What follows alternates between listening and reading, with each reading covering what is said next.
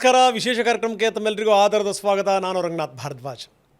ರವಿಚಂದ್ರನ್ ಅವರು ಒಮ್ಮೆ ಸಿಕ್ಕಂಥ ಸಂದರ್ಭದಲ್ಲಿ ನಾನು ಅವರು ಮಾತಾಡ್ತಾ ಇದ್ವಿ. ರವಿಚಂದ್ರನ್ ಬಹಳ ಬೇಸರದಲ್ಲಿದ್ದರು. ಆವಾಗ ನಾನೊಂದು ಮಾತು ಹೇಳಿದೆ, ರವಿಚಂದ್ರನ್ ಯಾವುದೇ ಕಾರಣಕ್ಕೂ ಸೋಲಬಾರ್ದು, ಸೋತ್ಬಿಟ್ರೆ ಕನ್ನಡ ಚಿತ್ರರಂಗವೇ ಸೋತಂಗೆ ಅಂತ. ಏಕೆಂದರೆ ಆ ಕನಸು, ಆ ಕನವರಿಕೆಗಳಿದೆಯಲ್ಲ, ಅದೆಲ್ಲರಿಗೂ ಬರಲ್ಲ. ಅದೊಂದು ಸಂಸ್ಕಾರ ಅದು. ಯಾಕಂದರೆ ಅವ್ರಿಗೆ ನಾವು ಚಿಕ್ಕಂದಲ್ಲಿ ಒಂದು ಆ್ಯಡ್ ನೋಡ್ತಾ ಇದ್ವಿ, eat cricket, sleep cricket, play cricket. ಕೆಲವ್ರಿಗೆ ಹಾಗೇನೆ ಸಿನಿಮಾ ಅನ್ನೋದೇ ಉಸಿರು, ಸಿನಿಮಾ ಅನ್ನೋದೇ ಬದುಕು, ಸಿನಿಮಾ ಅನ್ನೋದೇ ಜೀವ. ಹಾಗೆ ಎಷ್ಟು ಸರಿ ಬಿದ್ದರೂ ಕೂಡ ನಾನು ಎದ್ದು ನಿಲ್ತೀನಿ ಅಂತ ಹೇಳುವಂಥ, ಅದೇ ರೀತಿ ಪ್ರಯತ್ನ ಮಾಡುವಂಥ, ಹೊಸ ಹೊಸ ಸಾಹಸಗಳಿಗೆ ಕೈ ಹಾಕುವಂಥ, ಜೊತೆಗೇನು ಅಂದರೆ ಈ ಹೊಸಬರನ್ನೆಲ್ಲ ಸೇರಿಸ್ಕೊಂಡು ನಾನೊಂದು ತೋರಿಸ್ಬಿಡ್ತೀನಿ ನನ್ನ ಶಕ್ತಿನ ಅಂತ ಯಾವಾಗಲೂ ಕೂಡ ತೋಳೇರಿಸಿ ನಿಂತ್ಕೊಳ್ಳೋಂಥ ಒಬ್ಬ ವ್ಯಕ್ತಿ ನಮ್ಮ ಜೊತೆಗಿದ್ದಾರೆ. ಅವರೇ ಡಾಲಿ ಧನಂಜಯ್. ಕಾರ್ಯಕ್ರಮಕ್ಕೆ ತಮಗೆ ಸ್ವಾಗತ. Thank you sir. Thank you. ಈ ಕಾರ್ಯಕ್ರಮಕ್ಕೆ ಹೆಸರೇನಂದ್ರೆ ಇಟ್ಟಿವಿ ಗೊತ್ತಾ ನಾವು? Daali promise. Thank you sir. ಯಾಕಂದರೆ ತುಂಬ ಪ್ರಾಮಿಸಿಂಗ್ ಕಲಾವಿದರಲ್ಲಿ ನೀವೊಬ್ಬರು, ಜೊತೆಗೆ ಅಪ್ಪಟ ಕನ್ನಡಿಗ. ಆಮೇಲೆ ಎಲ್ಲೋ ಒಂದು ಕಡೆಗೆ ಆ ಕನ್ನಡದ ಆ ಎಳೆ ನಿಮ್ಮಲ್ಲಿ ಇರುತ್ತೆ, ಯಾವಾಗಲೂ ಇರುತ್ತೆ, ಜೀವಂತವಾಗಿರುತ್ತೆ ಅದು. ಹೀಗಾಗಿ you are different. Thank you. Thank you. So ಹೊಸ ಸಿನಿಮಾ ಬಿಡುಗಡೆ ಆಗಿದೆ. ಏನು ಒಂದಾ ಎರಡ ಸಂತೋಷದ ಸಂಗತಿಗಳು? ಅಪ್ಪ ಆದ್ರಿ, ಅಪ್ಪ ಆದಮೇಲೆ ಮುಖದಲ್ಲಿ ಕಳೆನೇ ಚೇಂಜ್ ಆಗಿದೆ, ಜೊತೆ ಸಿನಿಮಾ ಬಿಡುಗಡೆ ಆಗಿದೆ. ಏನಂತೀರಿ ಧನಂಜಯ್? ಇಲ್ಲ, ಖುಷಿ ಆಯ್ತು ಸರ್. ಫಸ್ಟು ನಿಮ್ಗೊಂದು ಥ್ಯಾಂಕ್ಸ್ ಹೇಳಬೇಕು. ಯಾಕೆಂದರೆ ಇಷ್ಟು ಕೆಲಸದ ಮಧ್ಯ ಸರ್ ಹಿಂಗೆ ಮಾತಾಡೋಣ. ಈಗ ಬರೀ ಸೋಷಿಯಲ್ ಮೀಡಿಯಾ ಅಲ್ಗಾರಿದಮ್ನ ದಾಟಿ ನಾವು ಎಲ್ರಿಗೂ ಸಿನಿಮಾನ ರೀಚ್ ಮಾಡಬೇಕದು ಬಹಳ ಕಷ್ಟ ಆಗ್ತಾಯಿದೆ ಇವತ್ತು ಅಂತ ಹೇಳಿದಾಗ, ಇಲ್ಲ ನಾನು ಸಿನಿಮಾ ನೋಡ್ತೀನಿ, ನೋಡಾದ್ಮೇಲೆ ಡಿಸ್ಕಸ್ ಮಾಡೋಣ ಅಂತ ಹೇಳಿ ಇಷ್ಟೆಲ್ಲ ಬ್ಯುಸಿ ಇದ್ರ ಮಧ್ಯೆ ಹೋಗಿ ಸಿನಿಮಾ ನೋಡ್ಕೊಬಂದ್ರಿ. ಅದು ನನಗೆ ಭಾಳ ಖುಷಿ. ಅದಕ್ಕೆ ಥ್ಯಾಂಕ್ಸ್ ಸರ್. ಅಲ್ಲ, ಇನ್ನೊಂದೇನೆಂದರೆ ನಿಮಗೆ ನಾನು ನೇರವಾಗಿ ಹೇಳ್ತಾ ಇದ್ದೀನಿ, ಏನಂದರೆ ಎಲ್ಲರೂ ನೋಡ್ತಾ ಇದ್ದಾರೆ, ನೀವು ಯಾವುದೇ ಕಾರಣಕ್ಕೂ ಯಾವ ವಿಚಾರದಲ್ಲೂ ಮುಜುಗರ ಪಟ್ಕೋಬಾರ್ದು ಅಂತ. ಯಾಕಂದರೆ ಇದು ಚಾರಿಟಿ ಅಲ್ಲ ಸರ್, ಇದು ನಮ್ಮ ರೆಸ್ಪಾನ್ಸಿಬಿಲಿಟಿ. ನಾನು ಆರಂಭದಲ್ಲಿ ಪೀಠಿಕೆನಲ್ಲಿ ಹೇಳಿದೆ, ಕನ್ನಡಕ್ಕೋಸ್ಕರ ಅಷ್ಟೊಂದು ಹೊಡೆದಾಡೋರು, ಬಡ್ದಾಡೋರು, ಇಲ್ಲೇ ನಿಲ್ಲಬೇಕು ಅನ್ನುವಂಥವ್ರು. ಈಗ ಕೆಲವರು ನೋಡಿದ್ದೀವಿ ಕಲಾವಿದರು, ಇದರ ಸಹವಾಸವೇ ಬೇಡ ಅಂತ ಬೇರೆ ಕಡೆ ಮುಖ ಮಾಡಿರುವಂಥವ್ರು ಇದ್ದಾರೆ. ಆದರೆ ಅಂಥದ್ರಲ್ಲಿ ಇಲ್ಲ, ನನ್ನ ಬೇರೆ ಇಲ್ಲೇನೇ, ನಾನು ಆವಾಗವಾಗ ನನ್ನ ಟೊಂಗೆಗಳನ್ನು ನಾನು ಬೇರೆ ಕಡೆ ಚಾಚ್ಬೋದು, ಬಿಟ್ಟರೆ ಬೇರೆ ನಾನು ಇಲ್ಲೇ ಅಂತ ನಿಂತ್ಕೊಂಡಿರೋದು ಇದೆಯಲ್ಲ, ಅದು ಗ್ರೇಟ್. ಅದು ಅಂದರೆ ಒಂದು ರೂಟ್ಸ್ ಸ್ಟ್ರಾಂಗ್ ಆಗಿರ್ಬೇಕಲ್ಲ ಸರ್ ಯಾವಾಗಲೂ. ಇವಾಗ ನಾವು ಈ ಜಗತ್ತಲ್ಲಿ ಎಲ್ಲೇ ಯಾವುದೇ ಊರಿಗೆ ಹೋದರೂ ಎಷ್ಟೇ ನಾವು ಹೇಳ್ತಿರೋದು, ಒಂದು 10 ದಿನ ನಾವು ಟೂರ್ ಹೋದರೆ 11ನೇ ದಿನಕ್ಕೆ ಮತ್ತೆ ಊರೇ ನೆನಪಾಗುತ್ತೆ, ವಾಪಸ್ ಬೆಂಗಳೂರಿಗೆ ಬಂದ್ಬೋಣ ಅಂತ. ಹಾಗೆ ಈಗ ನಾನು ಎಲ್ಲೋದ್ರೂ ನನ್ನೊಂದು ಹಳ್ಳಿ, ನಾನು ವಾಪಸ್ ಹೋಗಿ ನನಗೊಂದು ಜಾಗ ಇರಬೇಕಲ್ಲ. ಹಾಗೆ ಎಲ್ಲೇ ಹೋದ್ರೂ ನನ್ನ ಭಾಷೆ ಅದು ಯಾವಾಗಲೂ ಅದು ಗಟ್ಟಿಯಾಗಿರಬೇಕು.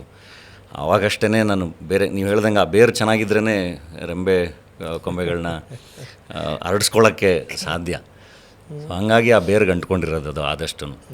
ಹೌದು, ಅಂದರೆ that is not that easy. ಭಾಳ ಏನೋ ಭಾಳ ಸ್ಟೇಜಸ್ಗಳನ್ನ ದಾಟ್ತಾನೇ ಇರಬೇಕು. ಪ್ರತಿ ಸರಿ ಹೊಸ ಕಾನ್ಫ್ಲಿಕ್ಟ್ಸು, ಹೊಸ ಚಾಲೆಂಜಸ್ಸು, ಇದನ್ನು ದಾಟ್ತಾನೇ ಇರಬೇಕು.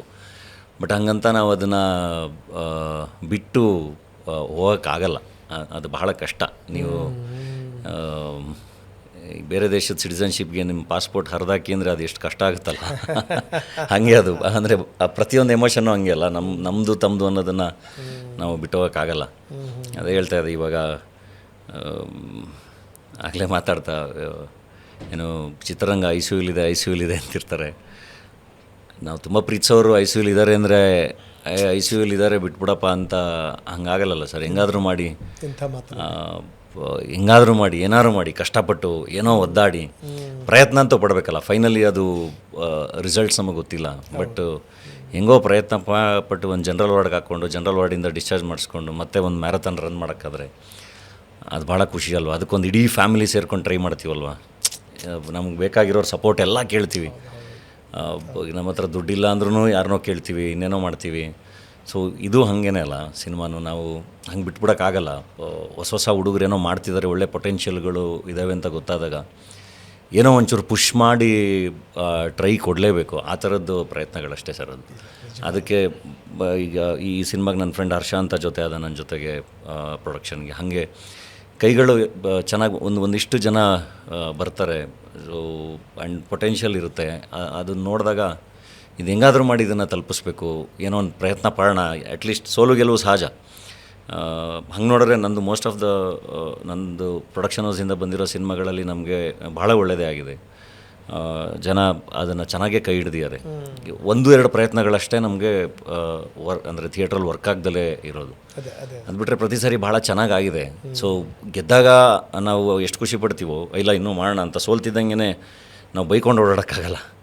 ಇಲ್ಲ, ಇದೇ ಜನ ಗೆಲ್ಸಿದಾರಲ್ವ ಸಿನಿಮಾಗಳನ್ನ, ಇದೇ ಚಿತ್ರರಂಗದಲ್ಲಿ ಅನ್ನ ತಿಂದೀವಲ್ಲ. ಸೊ ಮತ್ತೆ ಏನೋ ಒಂದು ಕನ್ಸಿಸ್ಟೆಂಟಾಗಿ ಪ್ರಯತ್ನ ಮಾಡಿದ್ರೆ ಆನೆಸ್ಟಾಗಿ ಮತ್ತೆ ಏನೋ ಆಗುತ್ತೆ ಅನ್ನೋ ನಂಬಿಕೆ ಅದು. ಗ್ರೇಟ್. ಇದು ನೋಡಿ, ಇಂಥವು ಕೇಳಿದ್ರೆ ಭಾಳ ಖುಷಿ ಆಗುತ್ತೆ. ಈಗ ಸಿನಿಮಾದ ಬಗ್ಗೆ ಭಾಳಷ್ಟು ಸಂಗತಿಗಳಿದೆ ಮಾತಾಡ್ತೀನಿ. ಈಗ ಜೊತೆಗೆ ಈ ಸಂತೋಷದ ಕ್ಷಣಗಳ ಬಗ್ಗೆ ನಾನು ಹೇಳಿದೆ, ಒಂದಾದ್ಮೇಲೆ ಒಂದು ಸಿನಿಮಾ ಬರ್ತಾಯಿವೆ, ಏನಾದರೂ ಒಂದು ಸಿನಿಮಾ ಮಾಡ್ತೀನಿ ಅಂತ ಹೇಳ್ಬಿಟ್ಟು ನೀವು ಹಠ ತೊಟ್ಟು ನಿಂತ್ಕೊಂಡಿದ್ದೀರಿ.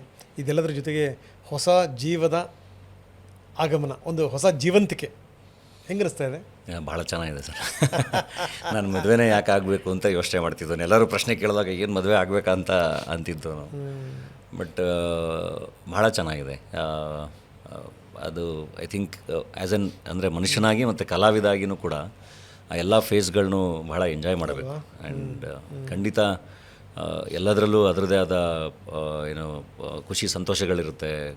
ಅದರದ್ದೇ ಆದ ಒಂದಿಷ್ಟು ಅದು ಕಷ್ಟಗಳು ಅಂತಲೂ ಹೇಳೋಕ್ಕಾಗಲ್ಲ. ಒಂದು ಸಣ್ಣ ಪುಟ್ಟ ಅಂದರೆ ಕಾನ್ಫ್ಲಿಕ್ಟ್ಸ್ಗಳಿರುತ್ತೆ. ಅದೆಲ್ಲನೂ ದಾಟಿ ಅದೊಂದು ಖುಷಿ ಭಾಳ ಚೆನ್ನಾಗಿರುತ್ತೆ. ಅಂದರೆ ಒಬ್ಬರು ಒಳ್ಳೆ ಪಾರ್ಟ್ನರು. ಆ್ಯಂಡ್ ಸ್ಪೆಷಲಿ ಮಗು ಆದಮೇಲಂತೂ ಅದೊಂದು ಸ್ಪರ್ಶನೂ ಅನುಭವಿಸ್ಬೇಕಲ್ಲ ನಾವು. ಅದ್ಭುತ ಅಲ್ಲ? ಅದು ಭಾಳ ಚೆಂದ. ಹಿಂಗೆ ಎದೆ ಮೇಲೆ ಹಾಕ್ಕೊಂಡು ಅದು ಮಲ್ಕೊಂಡಾಗ ಅದ್ರದ್ದು ಉಸಿರು ಎಲ್ಲವೂ ಭಾಳ ಚೆಂದ.